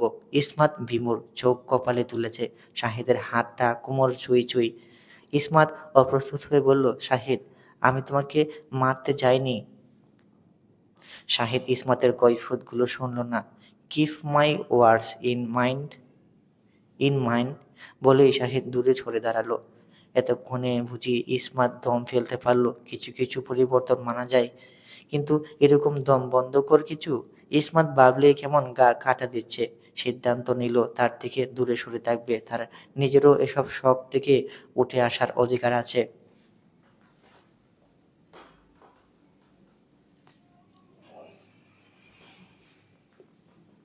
দাওয়াতের জন্য শাহিদ ইতিমধ্যে তৈরি হয়ে বসা। শাহিদ সবসময় কালোতে কমফোর্ট। তার কনফ তার কালেকশনের বেশিরভাগই কালো। এবারও তাই। এখানে অমন গরম নেই যে কালো পরা যাবে না। বাংলাদেশে এতের জন্য বেশি সমস্যা পোহাতে হতো। কালোতে গরম লাগে বেশি। উত্তাপ যেন শুষে নেয় এই কালো। তবুও কালো রং কখনো তার জন্য অপছন্দের কারণ হয়নি। ইসমাতের তখনও ইসমাতের তখনও হয়নি। এজন্য সে অপেক্ষার নামে দুটো সিগারেট শেষ করেছে। তৃতীয়টা ধরানোর আগে ইসমাত বের হয়ে এলো। ইসমাত আজ একটা গাউনের মতো ওয়েস্টার্ন পরেছে। এই ড্রেসটা মেরুন রঙের, খুবই গাঢ়, যা বেশ খাপ খাইয়ে গেছে তার উজ্জ্বল গায়ের রঙের সাথে। এই ড্রেসটা সে নিজের টাকা দিয়েই প্যারিস থেকেই নিয়েছে। প্রথম দেখায় এত চোখে লেগে গেছিল যে এড়িয়ে যাওয়া সম্ভব হয়নি। উঁচু কালো হিল, চুলগুলো কার্ল করে কিছু অংশ কিছু ডান কাঁধে এনে রাখা, গলার ছোটো ডায়মন্ডের প্যান্টেড, মুখের সাজো ড্রেসের সাথে মানানসই। আজ ইসমাতের নাকে ক্ষুদ্র এক নথ উকি দিচ্ছে। তার সাজ দেখে শাহেদের আর সিগারেটের ধরানো হলো না। সেটা হাতে নিয়ে শাহিদ বেকুবের মতো তাকিয়ে আছে ইসমাতের দিকে। ইসমাত সেই নজর খেয়াল করলে উপেক্ষা করলো। কেমন যেন শিরশির অনুভূতি হচ্ছে। শাহিদ সেই উপেক্ষা ধারলো না, একইভাবে চেয়ে রইল। ইসমাত তখন তার পার্স সিলেকশন ব্যস্ত। শাহেদ তৃতীয় সিগারেটটা আবারও পকেটে ঢুকিয়ে উঠে দাঁড়ালো। হাতে হাতে তুলে নিল লম্বা কোটটা। দুজন নিরিবিলি বেরিয়ে গেল। সিঁড়ি দিয়ে নামার সময় শাহিদ কিছুটা কাছাকাছি এলো ইসমাতের। ম্যান পারফিউম তখনই নাকে এসে ধাক্কা গেল। ইসমাত ভ্রু কুঁচকে বলল, কি? উই আর কাপল ইসমাত, কাছাকাছি থাকাটাই নর্মাল, এত কাছে থাকতে হবে না। ওরা নেমে আসতেই দেখল বাড়িও লিখে। বৃদ্ধা এদের দেখে চমৎকার হাসলেন। Any dear date any dinner date? Shahid মুহূর্তে ইসমাতের কোমর আগলে কাছে টেনে নিল। ইসমাতকে নড়াচড়ার সুযোগটাও দিল না। মুচকি হেসে বলল, yeah, we are perfect, aren't you? Of course, of course, young man, made for each other. যেই চোখে দুনিয়ার রং লাগতো, আজ তাকে দেখে দুনিয়ার ফিকে লাগছে। লাবিবা ওয়াহিদ। বিদেশের মাটিতে দাওয়াত নিমন্ত্রণ যেন খুবই স্বাভাবিক বিষয়। এক বাঙালির পরিবারে বা বাঙালির পরিবারে আরেক বাঙালির পরিবারের দাওয়াত, একজন আরেকজনের এই দাওয়াতের পর্ব চলতেই থাকে, যেন ভিনদেশে নিজেদের মতো করে কাটানোর দেশি ভাব নেওয়ার আমেজ চলে। দেশি খাবার, দেশি গান, দেশের মানুষের বাসা, দেশি স্বস্তি সবই যেন এই দাওয়াতের নামক আয়োজন নিহিত। ইসমাত পুরো রাস্তা লক্ষ্য করেছে। শাহিদ ঘন ঘন চাইছিল তার দিকে। ওই যে ছেঁচড়া ধরনের একটা নজর আছে না, অমন না। এই এই নজর ভিন্ন কিছু ছিল, সম্ভবত একরাশ মুগ্ধতার ঘোর, যা ইসমাতের অস্বস্তির মাত্রা বাড়িয়ে দিচ্ছে। তার মতো আত্মসম্মানী, প্রচণ্ড কনফিডেন্সের ভরপুরা মেয়েও আজ কেমন অপ্রস্তুত হচ্ছে, নজর লুকাচ্ছে। ছেলেটা এই নজর দেখছে কেন তাকে? মতলব কি? ইসমাত জানে শাহিদ কমপ্লিমেন্ট দেওয়ার মানুষ নয়। কখনো তার রান্নার প্রশংসাও করেননি ছেলেটা। শাহিদ কখনোই তার দিকে ঘন ঘন চাইতো না। আজ বুঝি তাকে সুন্দর লাগছে। শাবাবের বাড়িটা ফেরেছিল একটু ভিতরের শহরে। ওখান থেকে আইফেল টাওয়ারটাকে দেখতে পাওয়া অসম্ভব। ওরা প্রায় ২৫ তলা বিল্ডিং এর ১৩ তলার অ্যাপার্টমেন্টে থাকে। ওরা লিফটে উঠতেই শাহিদ ঘোরের মাঝেই বাটন টিপল। পরপর আবারও তাকালো ইসমাতের দিকে। ইসমাত দ্রুত মুখ ফুরিয়ে নিল। কিছু একটা বলতে চাইছে, প্রসঙ্গ ভিন্ন টানতে চাচ্ছে, কিন্তু বিশেষ লাভ হচ্ছে না। গলায় গলায় কথাটা কেমন দলা পাকিয়ে আছে। বাড়িওয়ালির সামনে শাহিদ যা বলেছিল তাতে ইসমাতের মুখের লাল ভিড় জমিয়েছিল। সেখানে থেকেই মূলত তাকিয়ে থাকার সূত্রপাত। যখন আর সহ্য করতে পারছে না, তখন কাট গলায় বলল, অন্যদিকে তাকাও। আচ্ছা। কিন্তু শাহিদের নজর বিন্দুমাত্র নড়ল না। ইসমাত এবার চোখ পাকিয়ে তাকালো। ফাজলামো পেয়েছ?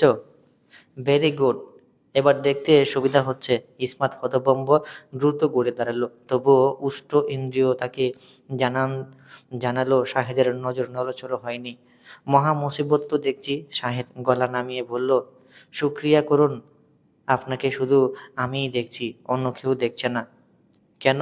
অন্য কেউ দেখলে কি করবে? শাহিদ এর উত্তরে নিশ্চুপ। প্রশ্নটা খুব সুন্দর করে এড়িয়ে গেল। ১৩ তলার আসতেই লিফট থেমে গেল। বেরিয়ে আসতেই শাহিদের কল এলো বাংলাদেশ থেকে। মাহফুজ সাহেব কল করেছেন। শাহিদ কল রিসিভ করতেই ওপাশ থেকে মাহফুজ সাহেব বলে উঠলেন, কোথায় আছো? শাবাব ব্রোর ফ্লোরে। কিছু নাওনি সাথে করে? এই কথাটুকু বুঝি ইসমাতও শুনল।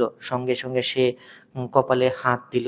দূর, শাহিদের চোখ করে সে গিফট কিনতেই ভুলে গেছে। এভাবে খালি হাতে কারো বাড়ি যাওয়া যায়? রাগ হলো এবার চরম। চিবানোর নজরে তাকালো শাহিদের দিকে। শাহিদ এতে অপ্রস্তুত হলো। বাবাকে বলল, নেইনি কিছু। কেন? কি নিব? ওপাশ থেকে মাহফুজ সাহেব বুঝি হতাশার নিঃশ্বাস ফেললেন। এই গাধা ছেলে জানেই না কারো বাসায় গেলে হাতে কিছু নিয়ে যেতে হয়। জানবেই বা কেমন করে? সবসময় তো নিজের বাড়ি আর ফ্ল্যাটই করেছে। কখনো গোটা করে কারো বাড়ি গিয়েছে নাকি? বন্ধুদের বাড়ি যাওয়া আসা হলেও খালি হাতেই যেত। মাঝে মধ্যে মাহফুজ সাহেব তাদের জন্য উপহার পাঠাতেন। এই যা, এ বেকুবটার যে এখনো কিছুই শেখা বাকি এখনো কত কিছুই শেখা বাকি। বাবার এক দফা বকাঝকা শুনে শাহিদ কল কেটে দিলেন। শাহিদ ইসমাতের দিকে তাকাতেই দেখল ইসমাত আবারও লিফটের দিকে যাচ্ছে। শাহিদ পিছু নিল। আরে, কোথায় যাচ্ছেন? ইসমাত জবাব দিল না। শাহিদ তবুও পিছু ছাড়ল না। ইসমাত খুঁজে খুঁজে কিছুটা এগিয়ে গেল। সেখানে থেকে ড্রেজার সহ বাচ্চাদের জন্য গিফট কিনলো। সবটা র্যাপিং করে আবারও গেল সাদাবের বাড়ির উদ্দেশ্যে। বেচারা ইতিমধ্যে কল করতে করতে হয়রান। আবার তার বস আর ইসমাত হারিয়ে গেল নাকি? নাকি বাড়ি খুঁজে পায়নি? উনি উনি আছেন অন্য চিন্তায়।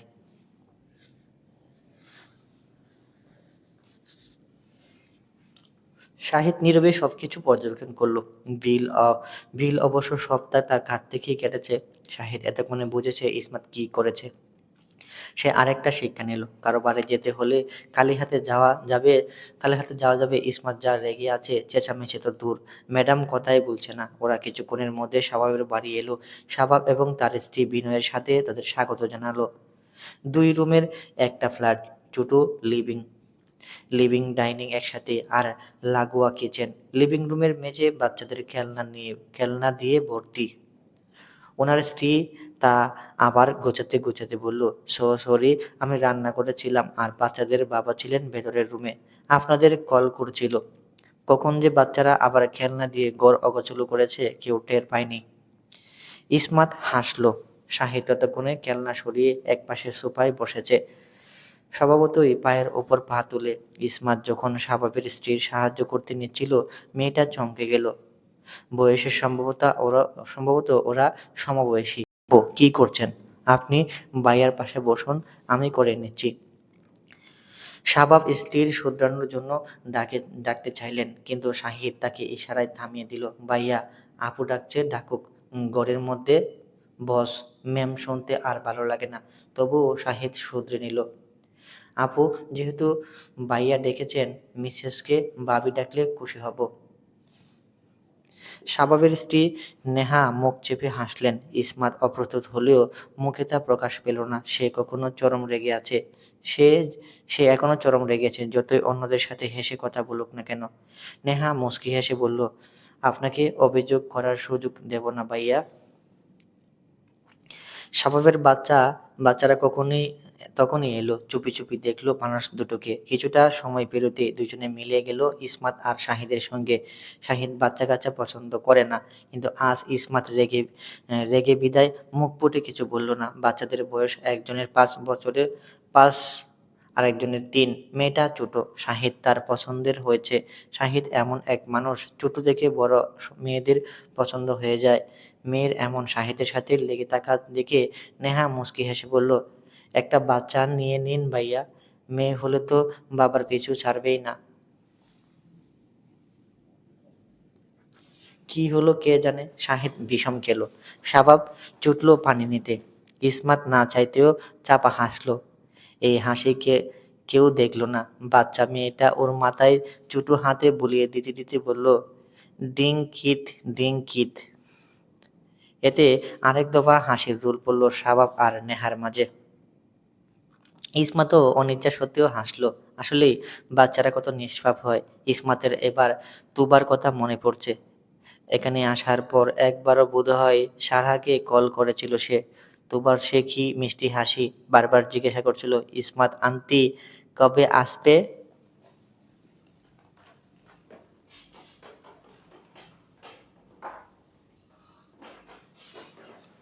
শাহিদ আর ইসমাত ফুটপাত ধরে হাঁটছে। গাড়ি চড়বে না ইসমাত, এজন্য শাহিদ তার গাড়ির চাবি শাবাবকে দিয়ে এসেছে। যখনই আসে সে যেন গাড়িটা নিয়ে আসে। শাহিদ নিরিবিলি ইসমাতকে ফরক করছে। এখন রাস্তা পার হবে ওরা। ইসমাত শাহিদের দিকে থেকে দূরত্বে দাঁড়ালো। দূরত্ব ঘুচাতে সময় নিল না শাহিদ। ট্রাফিক দিতে ইসমাত যেতে চাইলো, কিন্তু শাহিদ তার হাতটা টেনে ধরলো। অনুভব করলো ইসমাত কাঁপছে। মেয়েটা আজও জামার ওপর দিয়ে কোনো কোট নেয়নি। গাউনটা বেশ পাতলা, হাতাও ছোট। শাহিদ জোরপূর্বক নিজের গায়ের জ্যাকেটটা খুলে ওকে পরিয়ে দিল। ইসমাত বিরক্ত হয়ে সরতে চাইল। শাহিদ দিল ধমক, এতটাও অবাক হবেন না যা আমার মুখে এতটাও অবাধ্য হবেন না যা আমার মুখ খুলতে বাধ্য করবে। অগত্যা ইসমাত নীরব হয়ে গেল। ট্রাফিক ততক্ষণে ছুটে গেছে। আবারও অপেক্ষা করতে লাগলো। শাহিদের এই টাইম ওয়েস্টটা কেন যেন খারাপ লাগলো না। গুনগুনিয়ে গান গাইছে সে। কিছুক্ষণের মধ্যে আবারও ট্রাফিক হলো। এবার ইসমাত যেতে চাইলে শাহিদ হাত টেনে নিয়ে বলল, আমি পার করিয়ে দিচ্ছি। নিজেকে সামলাতে পারো না, আমাকে সামলাবে কোন মুখে? শাহিদ ইসমাতের দিকে ফিরল। বিকেলের পর অবশেষে মেয়েটা কথা বলছে। শাহিদ মিনমিন করে বলল, নিজেকে না সামলাতে পারলেও আপনার হাজবেন্ড হলাম কি করে? হাজবেন্ডকে আমার তো বাচ্চাদের মতোই পালতে হয়। তাহলে আসেন, এবার থেকে না হয় আমিই আপনাকে পালবো।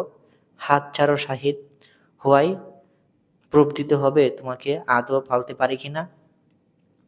বলেই শাহিদ ইসমাতের হাত ধরে রাস্তা পার হলো। সেদিনের সেদিনের 5 দিন পেরিয়েছে। ইসমাত এখনো ঠিকঠাক করে তার সাথে কথা বলছে না। কিন্তু এদিকে শাহিদ বেশ অধৈর্য হয়ে আছে। এমন করে শাস্তি দেওয়ার মানে কি? আগের মতো বকুক, মারুক, যা খুশি করুক, কথা বলছে না কেন? গতকাল তার কাউন্সিল গেল। আজকাল কেন যে সাব্বিরকে পাশে পাচ্ছে না, তার ওপর ইসমাতের রাগ। শাহিদ না পেরে একবার আকিবকে টেক্সট করলো। বন্ধুদের সাথে তার প্রায়ই কথা হয়, তবুও আগের মতো না। সবার সাথে কেমন যেন দূরত্ব বেড়ে গেছে। আকিব রিপ্লাই করতে শাহিদ জিজ্ঞাসা করলো, বউদের রাগ ভাঙ্গায় কি করে? আকিব অবাক হয়ে ইমোজি দিল। বউ তো নেই, তবে গার্লফ্রেন্ড আছে। ফাজলামো করিস না তো। গার্লফ্রেন্ড আর বউয়ের পার্থক্য কি? মেয়েই তো, রাইট? ওকে ওকে, লেট মি থিঙ্ক। আকিব সময় নিয়ে রিপ্লাই করলো, কিছু উপহার দিতে পারিস। সেটা কি? গর্দভ, এটাও বলে দেওয়া লাগবে? দূরে গিয়ে মর। শাহিদ পরপর আরো কয়েকটা টেক্সট দিল, রিপ্লাই নেই। আকিব তখনই অনলাইন থেকে বেরিয়ে গেছে। এবার শাহিদের কপালে চিন্তার বাস। ইসমাতের পছন্দ অপছন্দের কোনো প্রকারই ধারণা নেই তার। সে কি বা উপহার দিবে?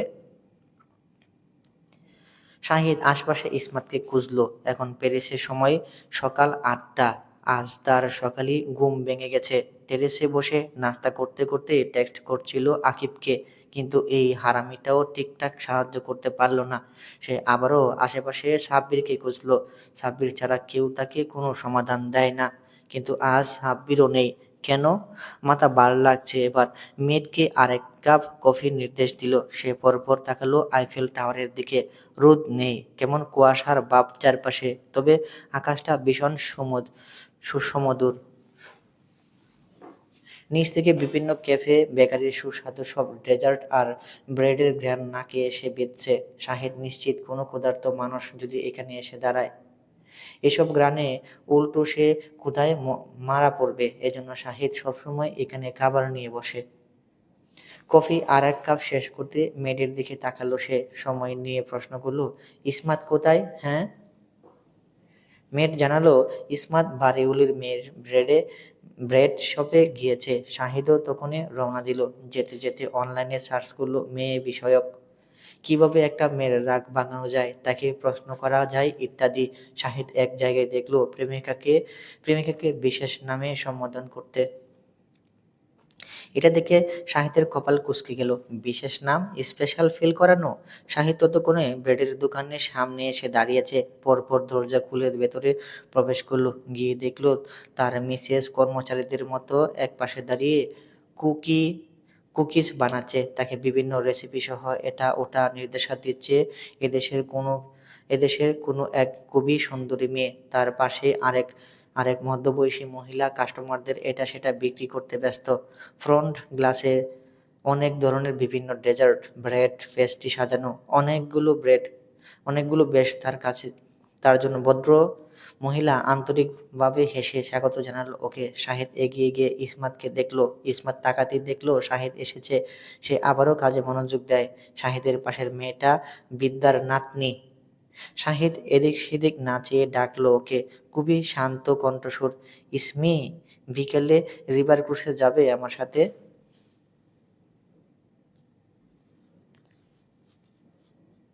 আহেরের বদুয়া খুব বাজেভাবে লেগে গেছে ইফরার ওপর। কয়েকদিন ইফরা সে সেলিমকে ঘুরতে দেখে গেছে। কিছু রেস্টুরেন্টও একসাথে দেখা গেছে।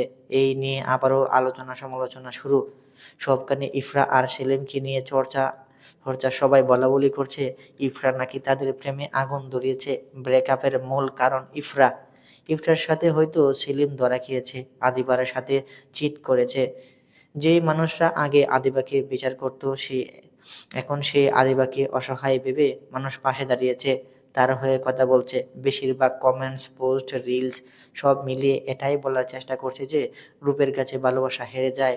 আদিবা আজ কম সুন্দর বলে তাকে সেলিম চিট করেছে। বেশি সুন্দরী ইফরার জন্য আগের প্রেমিকাকে ভুলে গেছে ইত্যাদি ইত্যাদি। এ নিয়ে ইফরান নিজের বাড়িতে বেশ প্যারাই আছে। চারপাশে কথাবার্তা মমতাজ বেগমের খান অবধি পৌঁছে গেছে। তিনি এখন দিনরাত এক করছে বিয়ে ইফরাকে বিয়ে করার জন্য। বিয়ে করে না দেখে মানুষ যা করে। তিনি এখন দিনরাত এক করছেন ইফরাকে বিয়ে করার জন্য। বিয়ে করে না দেখে মানুষ যা করে তা বলার সুযোগ পায়। ইফরার না বাইরে শান্তি, না আসা বাসায় অধৈর্য। ইফরা এবার পুরোপুরি ধৈর্য হারিয়ে ফেলে। পরের দিন সকাল সকালই একটা ভিডিও আপলোড হলো ইফরার অফিসিয়াল আইডি পেজ থেকে। সেখানে ইফরা বিয়ের পোশাক পরে, তার পাশে তার সমবয়সী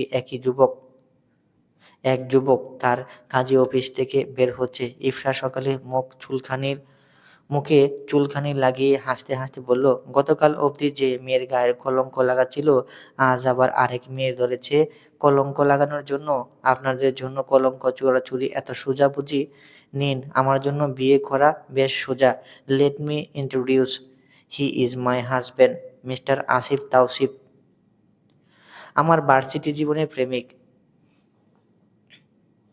আর আপনাদের অতি প্রিয় জার্নালিস্ট। আর যদি দেখেছি আপনারা সেলিম ভাইকে জড়িয়ে অন্য বউকে হেনস্থা করার চেষ্টা করছেন, তখন আমার হাজবেন্ড দেখে নেবে আপনাদের, তাই না আসিফ? আসিফ মুচকি হাসলো। বড্ড আদরের সাথে গাল টেনে দিল তার প্রিয়তমা স্ত্রীর। দুজনের চোখে যেন উচ্ছ্বাস।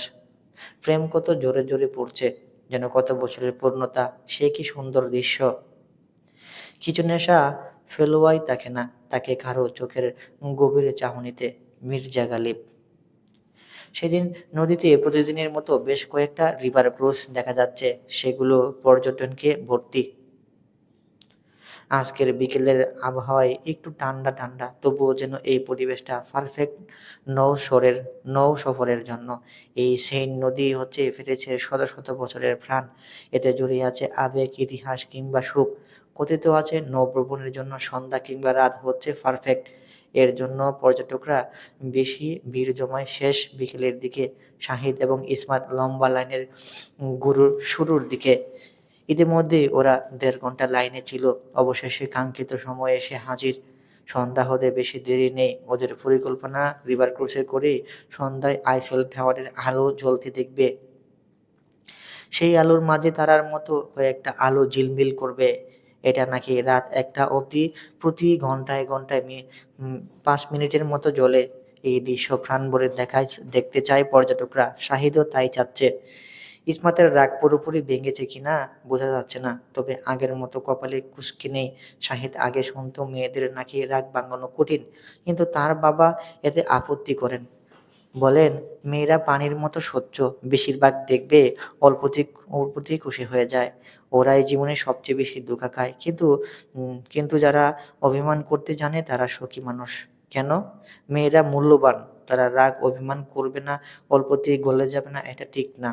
তাদের উচিত বেশি বেশি রাগ করা। সে আরো লাকি হয় যখন না তার একজন পার্টনার তাকে যে কিনা মেয়েটার রাগ ভাঙাতে সবকিছু করতে পারে। মম, তোমার মাও অল্পতে গলে যাওয়া নারী ছিলেন। আমি তাকে ট্রেনিং দিয়েছি। এখন তো এখন তো ঘুষ না দিলে রাগ ভাঙতে চায় না। এমনও গেছে সপ্তাহখানেক মুখ ফিরিয়েছিল। তোমার মমও লাকি যে কিনা একজন চিন্তা করার মতো হাসবেন্ড পেয়েছে। তুমি যদি আমার মতো না হও তাহলে তোমাকে আমি ত্যায্য পুত্র করব। এজন্য বলি, সময় থাকতে শুধরে যাও।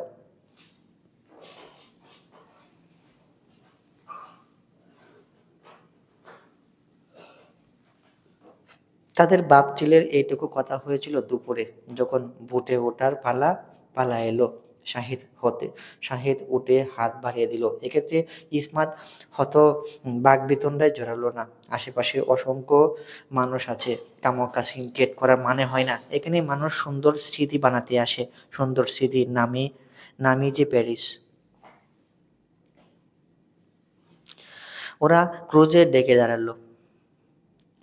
এটা খোলা বারান্দার মতো, ভিতরে বসার দাঁড়ানোর জায়গা আছে। তবে মানুষজন সুন্দর দৃশ্য প্রাণভরে দেখতে এই ডেকে দাঁড়ায়। ১ ঘন্টার এই রিভার ক্রুজ জার্নিটা সবার জন্যই বিশেষ। অবশেষে ক্রুজ ছাড়ল, এগিয়ে চলল সেইন্ট নদীর তীরে। মুহূর্তেই গা শিরশিরে বাতাসে চুইয়ে দিল সবাইকে। কিন্তু আজ সে গরম কাপড় পরতে ভুল করেনি। এই সেইন্ট নদীর বুকে শীত আবহাওয়া খুব ভালো করে উপভোগ করতে শুরু করেছে। কিছুটা দূর আসতেই দেখল আইফেল টাওয়ার। চোখের পলকেই লাইট জ্বলে উঠল। রিভার ক্রুজের পর্যটকরা সবাই হৈ হৈ করে উঠল। এমন দৃশ্য নদীতে দাঁড়িয়ে দেখার অদ্ভুত আনন্দ। পানিতে আইফেল টাওয়ারের ঝিমঝিম প্রতিচ্ছবি পড়ছে। এছাড়াও চারপাশে বিভিন্ন ল্যাম্পলাইটের হলদে আলো তো আছেই। ইসমাত বুঝি এক মুহূর্তের জন্য হারিয়ে গেল এই দৃশ্যে, এই সৌন্দর্যে। ভুলে গেল বুঝি নিজের পরিচয়ও। শাহিদ এই দৃশ্য ক্যাপচার করতে ভুলছে না। এক হাতে তার ফোনের রেকর্ড চলছে এখনো। মুহূর্তেই একটা ব্রিজের নিচ দিয়ে গেল রিভার ক্রুজ। শাহিদ সঙ্গে সঙ্গে নিজের সাথে ইসমাতকে একপাশে করে জড়িয়ে ধরল। ইসমাত চমকাতেই শাহিদ ফিসফিস করে বলল, স্টে লাইক ব্যাট ইসমি, হারিয়ে যাবেন। ইসমাত আবারও এই ডাকে বুকের দাপটে ওঠানামা শুরু করলো। সবকিছু মিলে গেল। মিশ্র অনুভূতি হচ্ছে। এই অনুভূতিটা অন্যরকম, নতুন। তবুও যেন সে চাইলো শাহিদের সাথে এই মুহূর্তগুলো শেষ না হোক। ব্রিজের নিচ থেকে ওদের বেরিয়ে আসতে সময় লাগলো না। শাহিদের আশেপাশে দেখলো ব্রিজ থেকে বের হওয়ার পর থেকেই কাপল কিছু কিস করছে। ইসমাতের নজর তখনও সেই শিন নদীর পানিতে। নিজের হৃৎপিণ্ডকে নিয়ন্ত্রণ করার চেষ্টা করছে সে। শাহিদ কি ভেবে তাকালো ইসমাতের গভীর চোখে। পরপর ঠোঁটে চুমুর শব্দ কানে ভেসে আসছে তার। সে মুখ ফিরিয়ে অন্যদিকে তাকালো। জ্যাকেটের পকেট ২ হাত পুরল।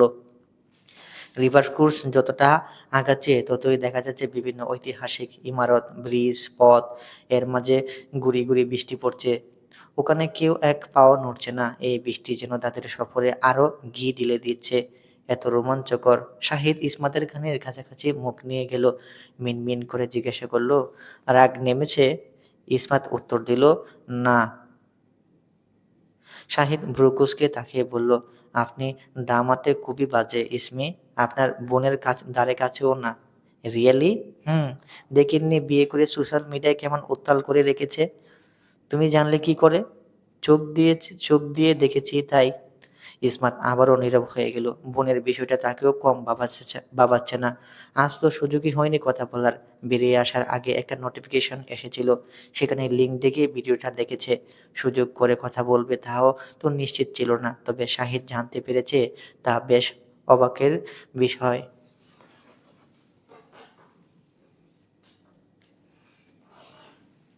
শাহিদ চেয়েছিল আজ সকালের মধ্যে রতুষিকে এক্সপোজ করবে, কিন্তু তখনই কানে এলো তার বয়সে 2 বছর বড় শালিকা নাকি বিয়ে করেছে। এই মুহূর্তে রমরমা টপিক মূলত এটাই, এজন্য সে সময় পিছিয়েছে। টপিক চলুক আরো কটা দিন, আনন্দ নষ্ট করার কোনো মানেই নেই যে। দুলাভাই হিসেবে শালি এইটুকু উপকার না হয় সেই করলো। 1 ঘন্টায় তাদের রিভার ক্রসিং জার্নির সমাপ্তি ঘটল।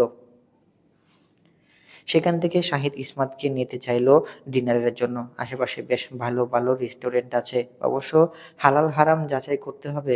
সেটা শুনে ইসমাত তাচ্ছিল্য হেসে বলল, ওয়াইন ওয়াইন হুস্কি অ্যালকোহল এগুলো বুঝি খুব হালাল? It depends on mind test Mrs.